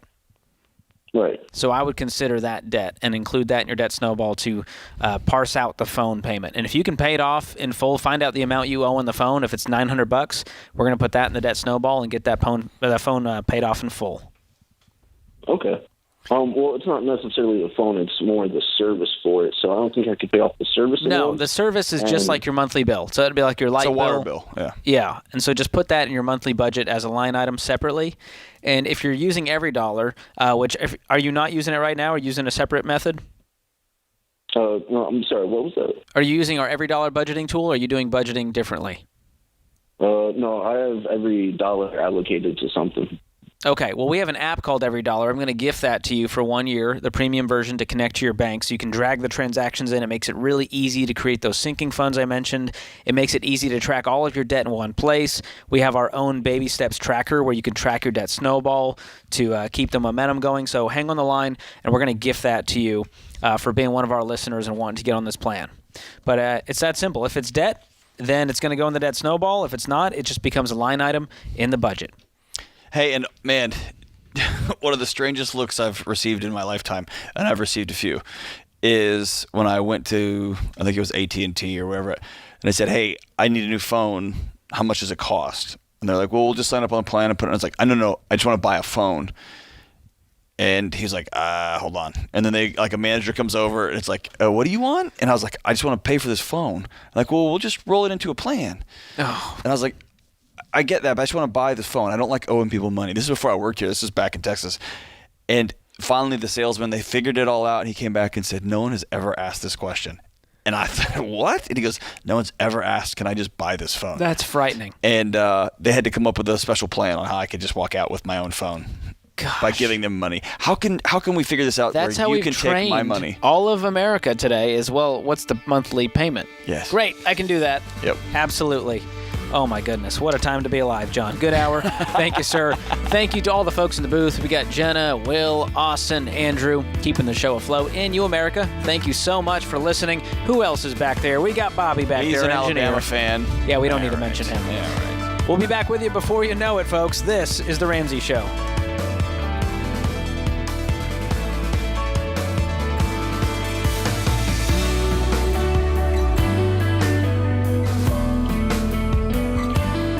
Do you love a good Dave Rant? Want to see the latest Ramsey Show videos going viral? Check out your favorite moments from The Ramsey Show on YouTube. Go watch and subscribe to The Ramsey Show channel on YouTube.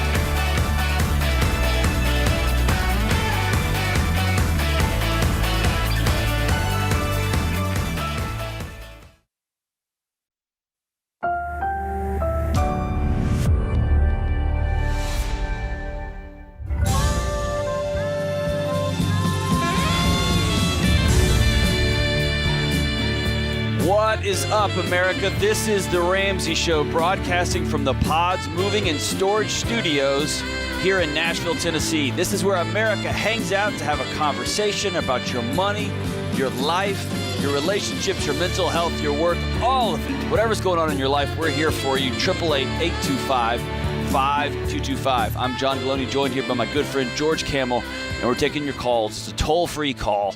Money, life, anything you got going on, 888-825-5225. Let's go out to Jessica in Huntsville, Alabama. What's up, Jessica? Hey, George and John. I'm so excited to talk to you guys. Are you calling to ask us who we think is going to win this weekend between Alabama and UT? It's going to probably be UT, but go ahead. We already know who's going to win, actually. It's Oh, going we to be do? Alabama. Oh, okay. Yeah. I see what we're doing here. All right, so George, that's dunked on 'em. football. It's where you throw a ball back and forth. Jessica gets me. She gets me. She really gets me. George has no idea what we're talking about. Literally, I was like, we're I talking can't about believe John football. knows that. That's so cool. He knows when the big game's happening. And by the way, what's the big I'm game? excited for the first episode of Mantor to come out. Yes, this is when John coaches me up and shows me how to change oil on my Tesla. Oh, yeah, we've talked about the idea of having a show where I teach George how to do things that most men already know how to do. And I show John how to get past his insecurities. Which are strong to quite strong. Yes, that's going to be a great huge success. How can we actually be helpful today, Jessica? So speaking of Teslas, I'd like for you guys to settle a marital discussion. Yes. So we are going to make $200,000 this year, and probably more next year. We're on baby step 2, and we have $225,000 in student loan debt. Are you a doctor? No, we're both masters and doctorate trained nurses. Okay, very cool. Yeah. So, and then we have our cars. They're both paid off, worth probably 80 to 90 both total. And one is a Tesla. So, should we sell our cars? Okay, so I mean, on a financial, like on paper, there's nothing wrong with you guys having $90,000 worth of cars when you make $200 and it's paid for. And so selling one of these cars doesn't free up a payment. It will accelerate your debt-free journey, but there's no reason you guys can't be debt-free within 2 or 3 years completely, even with this level of debt. So the question is how... That's the goal. If you want to sell one because you're like, well, we don't really need it, we don't love this car, obviously you're going to sell the non-Tesla vehicle, I imagine. Jessica, listen. I know. My husband probably is like, why are you calling them right now? No, listen, as somebody who's sitting next to George and I have a regular self-esteem, I would sell both of these cars. That's just me. I would sell. I knew it was going to be like that. I'd sell both of the cars. I would buy two $10,000 cars, and I would take the $60,000 to $70,000 and knock this debt out. Y'all make too much money to be this broke for the next 3 years. There's no reason to do it. And you are faking pseudo fantasy happiness by driving to work every day. And dude, I would buy a Tesla tomorrow if I could afford one. I love them. I'm literally jealous of George's car. No kidding. But I'm not there yet. And so I'm not going to live in a fantasy world I'm not going to drive a $75,000 car when I still have a mortgage. I'm just not going to do it. And so I would sell both the cars and buy 2 Corollas and let that be the gas, the jet engine fuel that you need to get yourselves out of debt. That's what I would do. Okay. George would not do that. Yeah. Well, no, I think to John's point, on paper, we're not going to yell at you and say, oh my gosh, this is ridiculous. I just think it's going to be a lot harder to pay off $225,000 in debt in 2 years, even making $200, if there's not some level of sacrifice. Yeah, we don't talk about this enough, George and Jessica. It's hard. There's an old adage in boxing, which is it's hard when you've had your big payday. When you're a multi-millionaire, it's really hard to get up at 5 a.m. and go for a run and jump rope and then go to the gym and get punched in the face because you have $1 million in your bank account. It is very hard to get gazelle intense and pay off $200,000 worth of debt when you're cruising in a Tesla. It just is. It's really easy when you're driving my 06 Tundra that I love with all my heart, and I'm duct taping her together at this point. It's really easy for me to get that mortgage paid off, right? To grind and grind and grind because I'm tired of driving this car. See what I'm saying? Yes, I get it. And that's why another reason I think the $1,000 emergency fund is so important too, because it makes you sweat. And that's all you're working with. Yeah, it makes you sweat a little bit. Are you guys down to $1,000 in the emergency fund? Are you really doing this? No. How much money do you guys have? We have $3,000 probably. $3,000. We do our monthly budget because we're biweekly paid, so I keep my money for the next month and then pull it over. And there's probably about $2,000 to $3,000. Okay. Are you guys You're like investing? half in now. That's fine. Are you guys doing any investing right now? No. Okay. Cool. Well, that should help. I mean, making $200, the question is how much of that can we throw at the debt? And if we can sell one or both cars, how much faster is that going to speed up the process? How many paychecks of working our tails off would that cover to sell these cars? And so when you put it on paper like that, it changes the conversation with your husband when you go, oh my gosh, this is 7 months of busting our tails, and we can propel our journey forward by selling these, and there's going to be cars on the other side. Yeah. They will always sell more cars, and we will continue to have an amazing income with no debt. George and I talked about that on another show the other day. The more I'm around people who have significant wealth, the more I realize they are spending their money on the single most precious resource on the planet, and that's time. And so if you just do a simple time calculation, what's it going to take? How many months would it take us to pay off $90,000? Those cars are worth nothing. And then you look at those little kids I hear in the background and you say, you know what? We're willing to cash out another year of your life living like this, paycheck to paycheck, paying off our debts because we really love our fancy cars. It's a no-brainer. And you get a cool story to tell your kids. Like, we used to drive these fancy cars and we sold them so that we could become debt-free. That's right. And they're like, Mom, just pass the Cheerios. Exactly, Mom. Nobody cares. Or the Reese's. Yeah.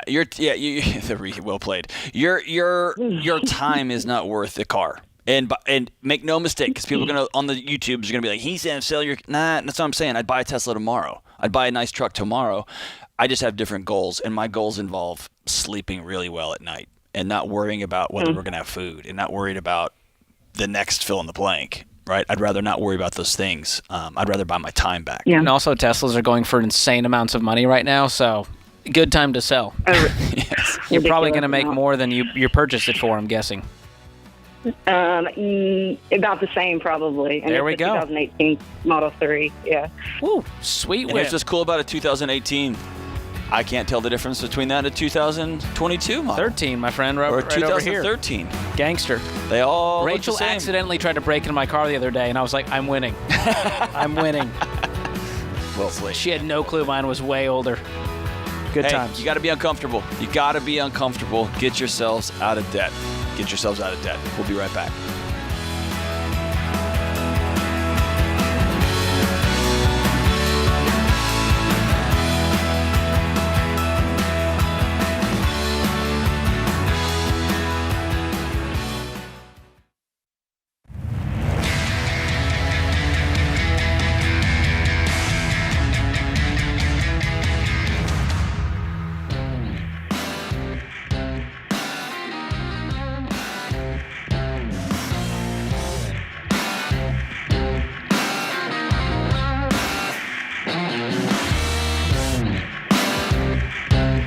What is up? It's 888-825-5225. This is the Ramsey Show. I'm John Deloney, joined here by George Camel.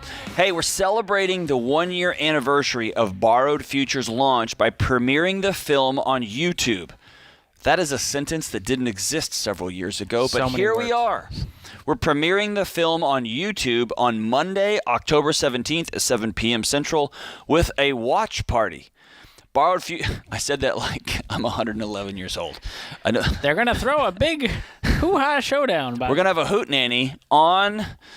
Listen, Borrowed Future is our award-winning documentary that uncovers the dark side of the student loan industry. We believe every high schooler and parent of high schoolers should watch this film, and my higher ed colleagues should watch this film as well. So share this with someone you know that needs it.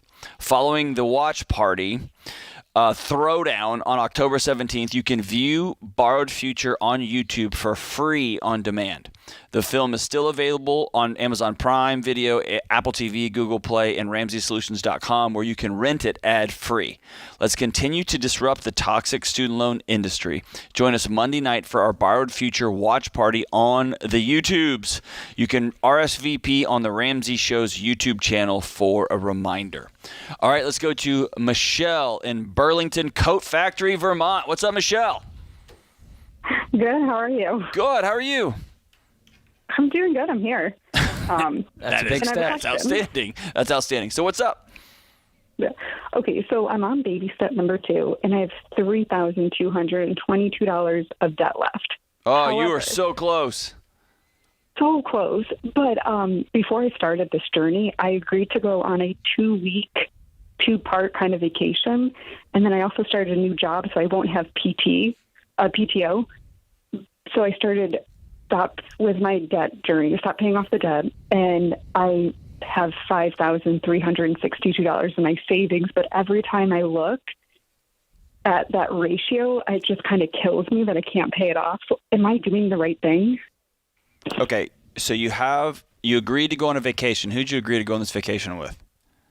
The first week, it's a family trip to Florida. And then the second week, it's my friend's bachelorette party, which I'm in the wedding. Okay. And combined, those vacations are going to cost you about $5,000? Because I also wanted to think about like monthly expenses for the 2 weeks of work I'll be missing and not getting paid for. Ouch. Okay, so all that combined is $5,000. I'm hoping to get it to 6,000 just to be on the safe side. Okay. So a couple of things here. Number one, you agreed to this vacation in a family. You agreed to be in your friend's wedding, and then they laid all these expenses out, and then you got a new job? Yeah. Okay. So as far as I'm concerned, you got a new job, and that is life outside of vacation. So if I had a friend that was going to be in my wedding, and he called and said, dude, I lost my other job. I got laid off. Or I took a new job. I got no paid time off. I'm not going to be able to come on the week-long blowout we were going to do. I'd be like, oh, that's a bummer, dude. And he would say, I know, man, but I'll be there for the wedding. I'll be there for the rehearsal, dinner, and all that. And I would be completely fine with that. And if I had a family event planned and my little brother called and said, hey, I got a new job. I'm not going to be able to make it. I would say, dude, congratulations on getting a new job. So that's just me. So as far as I'm concerned, I don't have any problem with you reaching out to your family as an integrity, just saying, hey, I got a new job. I don't have time off. And I'm not in a position right now to not get paid. The other side of that is every single one of my jobs, including the one I have now, I live my life with I've been speaking at places for years. And so I've got things on the calendar 4 months, 6 months, sometimes 9 months in advance. Every single job I've had, I've come in saying, hey, I've already got these things on the calendar. Is that okay? And every single job I've taken, they have been like, absolutely, no problem. Come on in. So I don't know if you've done that already with your supervisor, or sit down and say, hey, I already had these on the calendar when I took this, and I should have brought this up and I didn't. But if you think that would be a safe conversation to have, I would try that too. That way you're not losing that money also. So they do know I had these vacations planned and they're giving me the time off, but since I'm an hourly employee. Oh, they're just not paying you for it. Okay. Yeah. They're giving you permission to choose to not get paid for 2 weeks. Yes. So they're very nice. Okay.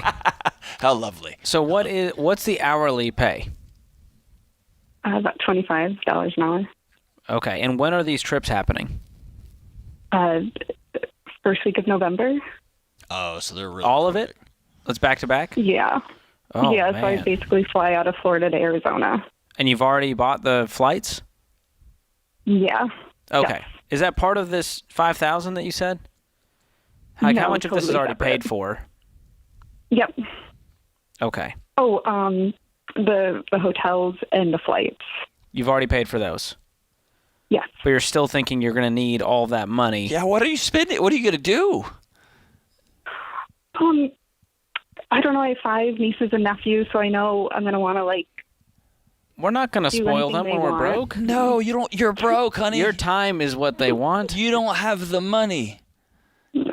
They want you to jump around in a pool and throw them around. Someone else can buy them ice cream. Yes. Okay. So if I'm in your shoes and all this is paid for, I'm going to be debt free today.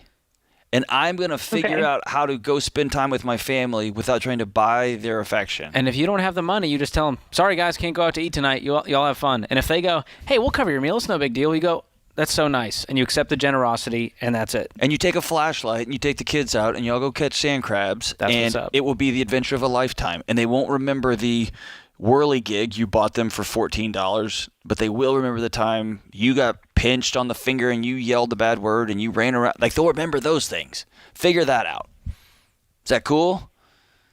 Yes. You are broke and you're about to be debt free. Ta-da! What are you doing in Arizona? What do you have to pay for? I going out to dinner. I think whenever we go out. Okay. And then there's like a wine tour. So that stuff. I would be as conservative as you possibly can be on that. And I would be really open because these are your ride or dies. These are your friends. You're close to them. Y'all love each other, that y'all are in each other's weddings. I would let them know I am tired of being broke and I am getting myself out of debt. And so I'm going to come on the trip. I'm going to have dinner. I'm not pitching on the appetizer this time. I'm drinking water. I'm going to be that. I'm going to lame. I know. Lame. I know. I'll go to the wine tasting. I've already put in $300 for that. I'm going to go to that. That's fine. But we're not. I'm going to be smart about this. I'm not going to use this as a time to just go off the rails. Here's why. You're broke. You can't afford it. And I know, I want to. I know, I want it for you, but you're broke. And future Michelle is going to love present Michelle that made these exactly decisions. Right. Going, oh my gosh, I just got back from the trip and I'm debt free. Yes. And I've got a new job. And now I can focus on building the emergency fund and living my life and starting to invest and do all these things. And you're not having to carry this debt around for who knows how much longer because we blew it all in the nieces, nephews, and wine tours. Think of future Michelle. Think of present Michelle and future Michelle. Here's the magic line. Choose guilt over resentment every time. Choose the guilt you feel over not buying a bunch of stuff. Bunch of junk for kids that it's gonna be gone. It's gonna be thrown away in the next 2 or 3 months anyway. Choose the guilt over the resentment of I don't want to hang out with them because I'm broke. Choose the guilt over telling your friends, hey, I'm not pitching in on this super atomic. I'm not doing the Pedal Tavern in downtown That's Phoenix. just a wise decision always. Always. I'm not doing it. I don't want to be on a Pedal Tavern. I'm not doing it. Choose guilt over the resentment you're going to feel when you're sweating, drinking whatever 3-yard beers you've got, and you're all annoyed that you didn't even want to do this in the first place. You're going to resent everybody. Choose guilt over resentment. Choose it every time. Should tweet that. That's good. Well, I didn't come up with it, so. Oh, never mind. There you go. Hey, this is The Ramsey Show. 888-825-5225. We'll be right back.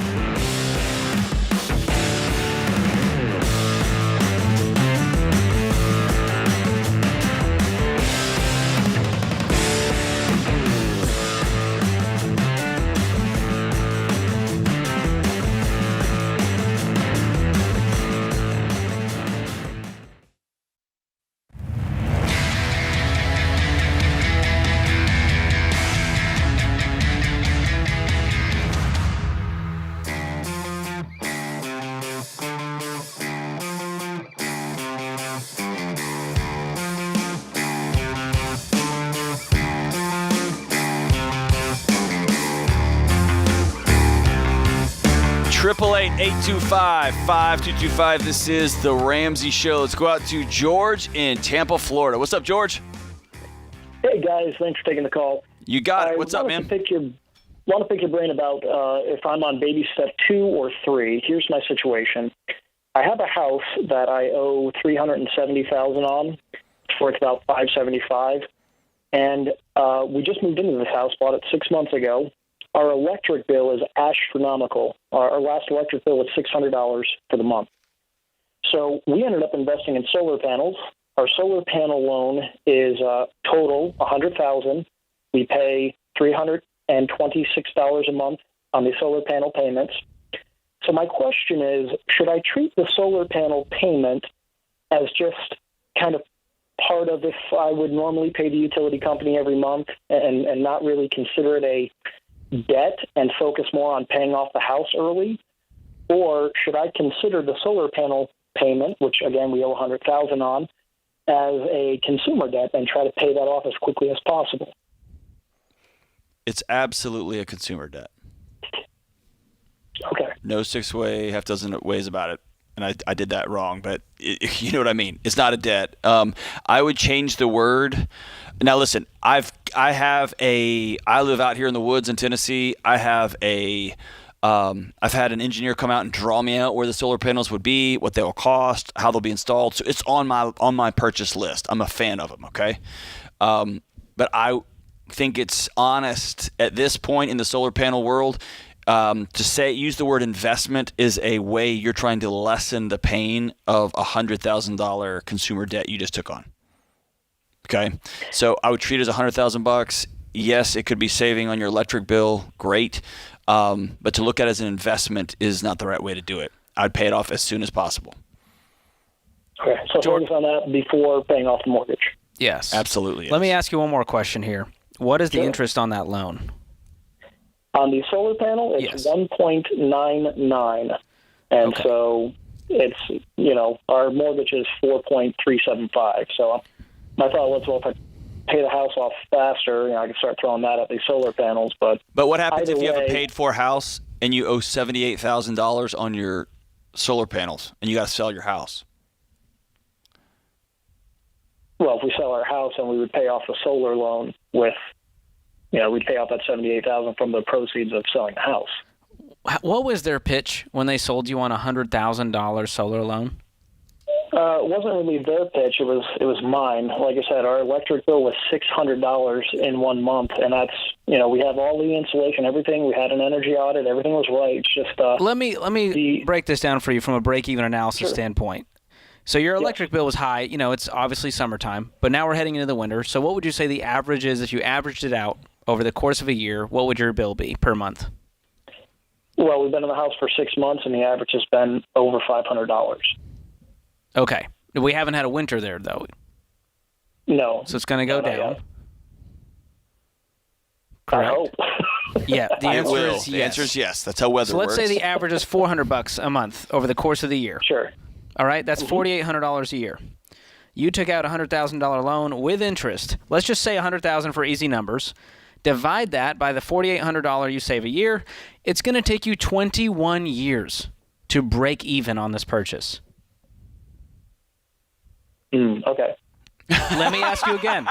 Is it worth saving the $500, $600 a month if it's going to take 21 years? How old are you, George? 35. You're going to be 56 years old by the time this was a good purchase.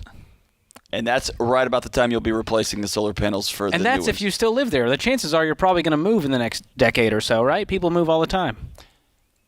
Yeah, I don't know. This will probably be our forever home. Yeah, there's no We such bought it thing. because of an in-law suite. And the other thing, the house did not increase in value by $100,000, did it? No. That was rhetorical. Yeah, the answer is no. So hey, listen, don't forget, man. George drives a Tesla. I've got solar panels in my queue. We're all about it. We just want to be honest about what we're talking about. I'm not trying to beat you up over this. I know it's easy to justify these things because you're looking at the electric bill and you're angry, going, "Oh my God, it's $600 a month. I'll do anything to not pay this." And by anything, I mean go $100,000 into debt to rid myself of this pain. So all that to say, get rid of this debt as soon as possible. There's no easy way to do it. It's on the house now. We can't just – I wish it was the 30-day return window on solar panels. That would be amazing. Man. Can't. I'm sorry. That one's in there. I'm sorry you got to pay the price, man. But just pay it off like a consumer debt, then attack the house. That's right. Hey, right now is the time of the year when it's make or break when it comes to our goals. We're heading into the holiday season, and let's be real, it's hard to stay motivated. It's getting colder. It's hard to get out of bed. It's getting darker. You just want to go to bed. We all have goals, whether it's to find a better job, make more money, pay off debt, build stronger relationships, and it can be hard to keep momentum going. But here is the good news. Coming up in a couple of weeks, we have one of our biggest events, Smart Conference. We're headed to Dallas for a day-long, jam-packed event where you'll get advice from leading experts on money, personal growth, career, mental health, and your marriage. You'll leave with all the knowledge and motivation you need to reach your goals and live the life you want. Join me and the rest of the Ramsey personalities, Dave Ramsey, Ken Coleman, Christina Ellis, Rachel Cruz, they're even letting George Campbell speak. We're excited. Got the invite. To get a plan for your money, relationships, personal growth, and career. Join us live in person on October 22nd to get your passes before they sell out. Visit RamseySolutions.com/events to get your tickets today. All right, let's go to Rebecca in Joplin, Missouri. What's up, Rebecca? Hey, guys. How are you? Partying. How about you? I'm hiding from my children in a classroom at their school, if we're being honest, but it's fine. I love this Fantastic. so much. All right, so what's up? Hey, my husband is a family practice doctor. A large hospital system moved us to a rural area for him to cover their clinic and their hospital. The clinic was incredibly mismanaged, and as a result, the hospital system went through and closed all of the clinics. So a free place took them over. We've got these benefits with this free place. There is zero employer satisfaction. He has a 70-minute commute. There's no opportunity for growth. They have told him in writing that we don't care about provider satisfaction. In the meantime, old employer has resurfaced and said, hey, listen, we're so sorry, we want you back, but we're kind of hesitant, and they've offered more money, but there's a non-compete, and so we're trying to decide what is the wisest choice for our family. What was businesses closed, businesses open, all that kind of stuff. If Dave came to me tomorrow and said, hey, we are having money problems, we're going to have to let you go, and he came and did it with integrity, I would be upset, I'd be sad, I'd be like, man, I didn't know this was so bad, blah, blah, blah. And then if he came back a year later and said, hey, I'd like to hire you for a new venture, behind closed doors, he has proven to be himself a person of integrity, and I know he cares about me and my family. And I know business happened in between that, and I'm okay with it.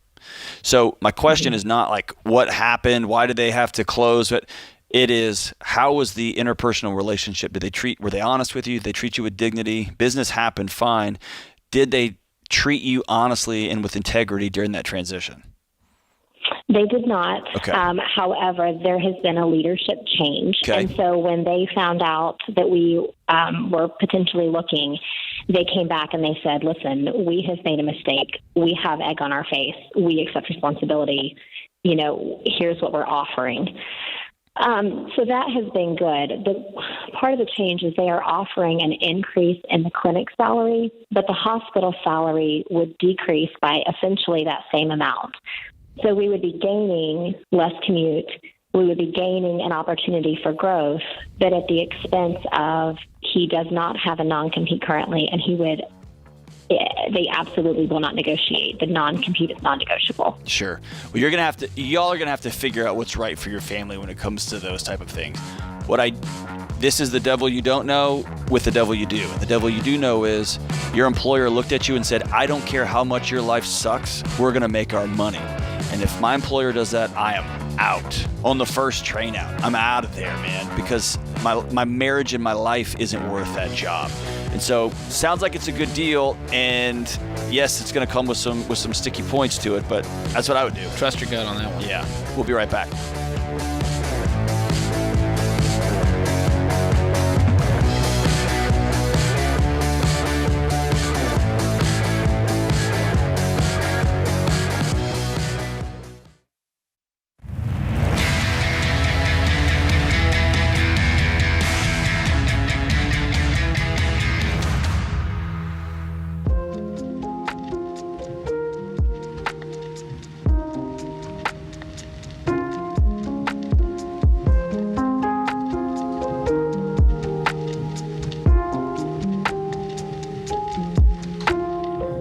Today's scripture of the day is Proverbs 15:1. A gentle answer turns away wrath, but a harsh word stirs up anger. The great Viktor Frankl says, the one thing you can't take away from me is the way I choose to respond to what you do to me. That, I think, is the single most important message in the world today. There's not many quotes that I would consider a life-changing quote. Yes. Transformational. You choose who hurts you. The one thing you can't take away from me is the way I choose to respond to what you do to me. That makes you invincible. It literally is a superpower. The ability to be calm when somebody else is angry in your presence. The ability to walk away and say, I'm worth more than this. The ability to say, I want to be in a relationship with you, but I refuse to be belittled like this. I refuse to work at a place that treats me like this. I'm going to pursue other opportunities. The one thing you can't take away from me. You can take away my livelihood. You can take away my life. You can take away my family. You can take away everything. You cannot take from me the way I choose to respond to what you do to me. Powerful, powerful words from the great Viktor Frankl. Love it. All right, let's go out to Jessica in Cincinnati, Ohio. What's up, Jessica? Hey there. Thank you so much for taking my call. Absolutely. Thanks for calling. I'm currently on baby step 2, and I'm in the process of taking care of some pretty decently large consumer debt that I had accrued while I struggled with some depression in the last couple of years. But my issue is that with making some of the necessary sacrifices that I've had to make, I've gotten a lot of flack from some friends and family for saying no to going out, and then they'll offer to pay for me just so I do get out. So how do I start to assert those boundaries? Because it makes me really uncomfortable when they offer to pay. Yeah, you two ways forward. Okay, number one, coming out of a depressive season and getting well.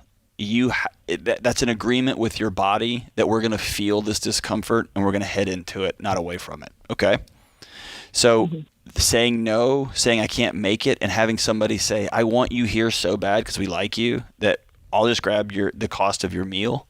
And that shame, that discomfort, that I'm not worth it, I'm not enough, they're just pitying me, those are feelings that we are going to, for the first time, we're going to feel them, actually.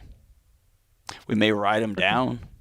We may look at them and demand evidence from them. Are they really asking me to come out and pay for my meal because they pity me? Are they really just feel sorry for me? Or am I their friend and they see that their friend, like, so what, dude? I'm just going to grab your meal. I'd much rather have you hang out than have $20 burning a hole in my wallet. And so the first thing is you're going to have to begin to feel those feelings, discomfort. That's the key to getting healthy, okay? Walking through little tiny steps through those feelings. The second thing is you're going to have to make peace with missing some things sometimes and not being so prideful that you skip out on friendships just because you don't want to have their help. See what I'm saying?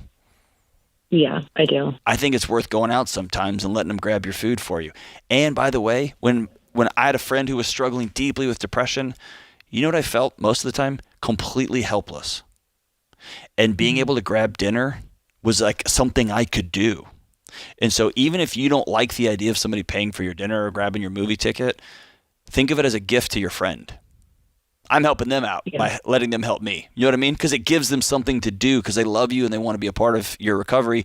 They just don't know how to do it. They don't have the training or the professional whatever. They can give you $20 to grab some fajitas and some nachos. You know what I mean? Yeah, I do. And for the friendships, I think that makes a lot of sense. But I do come from a family of like, we give you a gift and then we use it against you later. You go. Yes. The weaponized generosity. Yeah. Okay. So exactly. I want you to put this in your back pocket. The things we did to keep ourselves safe and alive when we were younger become the things that destroy our relationships as adults. So as a kid, you knew that extra ice cream was going to come with some garbage attached to it. You knew when Dad called and said you can borrow $100 for fill in the blank, that was going to come with some heavy, heavy costs. And so you learn to shut that down. You learn to say, no, I'll do this by myself. I'm going to be a lone ranger through the rest of my life. And then your body said, we can't live like this. That's depression. And now practicing relationships moving forward is you unlearning the things that kept you alive when you were a kid are now the things that are hurting you. So we're going to practice letting George buy me dinner. Because I know George isn't going to, if George proves over time that he is just using me or he expects something in return, cool. I learned something about my friendship with George. I learned something about George. So I'm going to quit, right? So I'm not going to over-moralize it. I'm not going to beat myself up. I'm not going to feel shame over it. I learned something about George. He didn't tell me the truth. Cool. I'm just not going to take food from him next time. I'm not going to let him pay for my concert ticket next time. Awesome. Sure. That makes sense? Yeah. It makes a lot of sense, yeah. And I feel like I'm not the only one that struggles with that in baby step too, because you do. Everyone does. Yeah, everyone does. George and I were just talking about this off air, that it's hard to take something from somebody when we all have that friend who's like, last year I gave you $4.28 at Wendy's and you owe me $4. Gosh, who likes, you know what I mean? It's the worst impression of me ever. I'm not saying that was George, but that's for sure George. That's why I love Venmo, right? We can just settle it right now. We can all move on with our lives. There's something about practicing those relational needs that we have as young adults and into adulthood that are completely opposite to what we needed to do to survive when we were kids. Okay? And you deserve friends and relationships. And in fact, if you're healing from depression, a powerful, strong, loving community that walks alongside you is the cornerstone of getting well. Okay? Yeah. You're worth that. Yeah, Is that cool? Sure. Yes. Cool. Thank you so much. Let them pay for your dinner, and on those other nights that you just can't get out of bed, feel free to say no. That's cool. Or tell them they can grab tacos and show up at your house. That'd be fantastic. All right, let's take one more. Let's go to Chris in Oakland. Hey, Chris, we're right up against the clock, so get right to your question. Okay. Hey, how you guys doing, fellas? I'll keep it quick for you guys.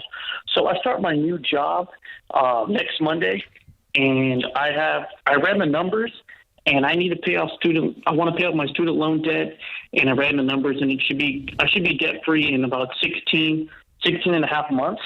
But I do have a quick question. So I have a traditional IRA that I got from my old. No, don't do it. Don't do it. Don't do what? Don't cash it out. Oh, wow. You knew what I was going to say, huh? Mind reader. Don't do it, man. Anytime someone says, I got a pile of debt, and so I have this a retirement account over here. Don't do it. Don't do it. Okay, do not do it? Okay. No. Get a second job. Get a third job. Work 20 hours a day. And I'm a maniac about sleep as the cornerstone of physical and mental health. Work really hard. Do whatever you got to do. Do not cash that thing out. There's fees, there's penalties, and on top of that, you're robbing from your future self. And that is never worth it. Perfect. So just future Chris income. will be pissed. Yeah. If you have non-retirement, you can cash that kind of stuff out. But if you've got IRAs, 401ks, don't touch it. Use your future income. What it does tells me is that you're gazelle intense. You want to do whatever it takes to get out of this debt. And that might mean I'm going to cut stuff in my budget, cut expenses, cut subscriptions, do some side hustles, get a raise, get a second job. And those things are all great because they don't rob you from your future. Got you. What's your new job, Chris? Oh, I'm going to be working as a lab assistant at Stanford Hospital. Oh, that shabby place, huh? Man, that old dump. we all have to just take one for the team every once in a while. Good grief. Okay. Lab assistant at Stanford Just Hospital. make it a monthly challenge. Go, all right, I'm at 16 months of debt payoff. How can I shave that down to 15 or 14? And so I love the idea of making a challenge of how much extra income can I bring, how little can I live on during this time to make the sacrifices painless as possible. And you're going to get there, man. 16 months ain't that bad. All right. That sounds good. Thank you guys so much for your help. Absolutely. Excellent. Always think about future Chris. That's what adults do. The theme of the day. That's exactly right. George, I remember paying off consumer debt. The temptation to cut corners is so great. Oh, we love a good shortcut. Great. It's the American way, John. It's so great. It's why we invented the drive-thru and fast food. We don't have to kill a cow ourselves. That's right. Hey, I want to thank Jenna, Will, AJ, even Andrew, and especially Bobby back there. Thank you, George, and thank you, America, for listening to The Ramsey Show. We will be back soon. Take care.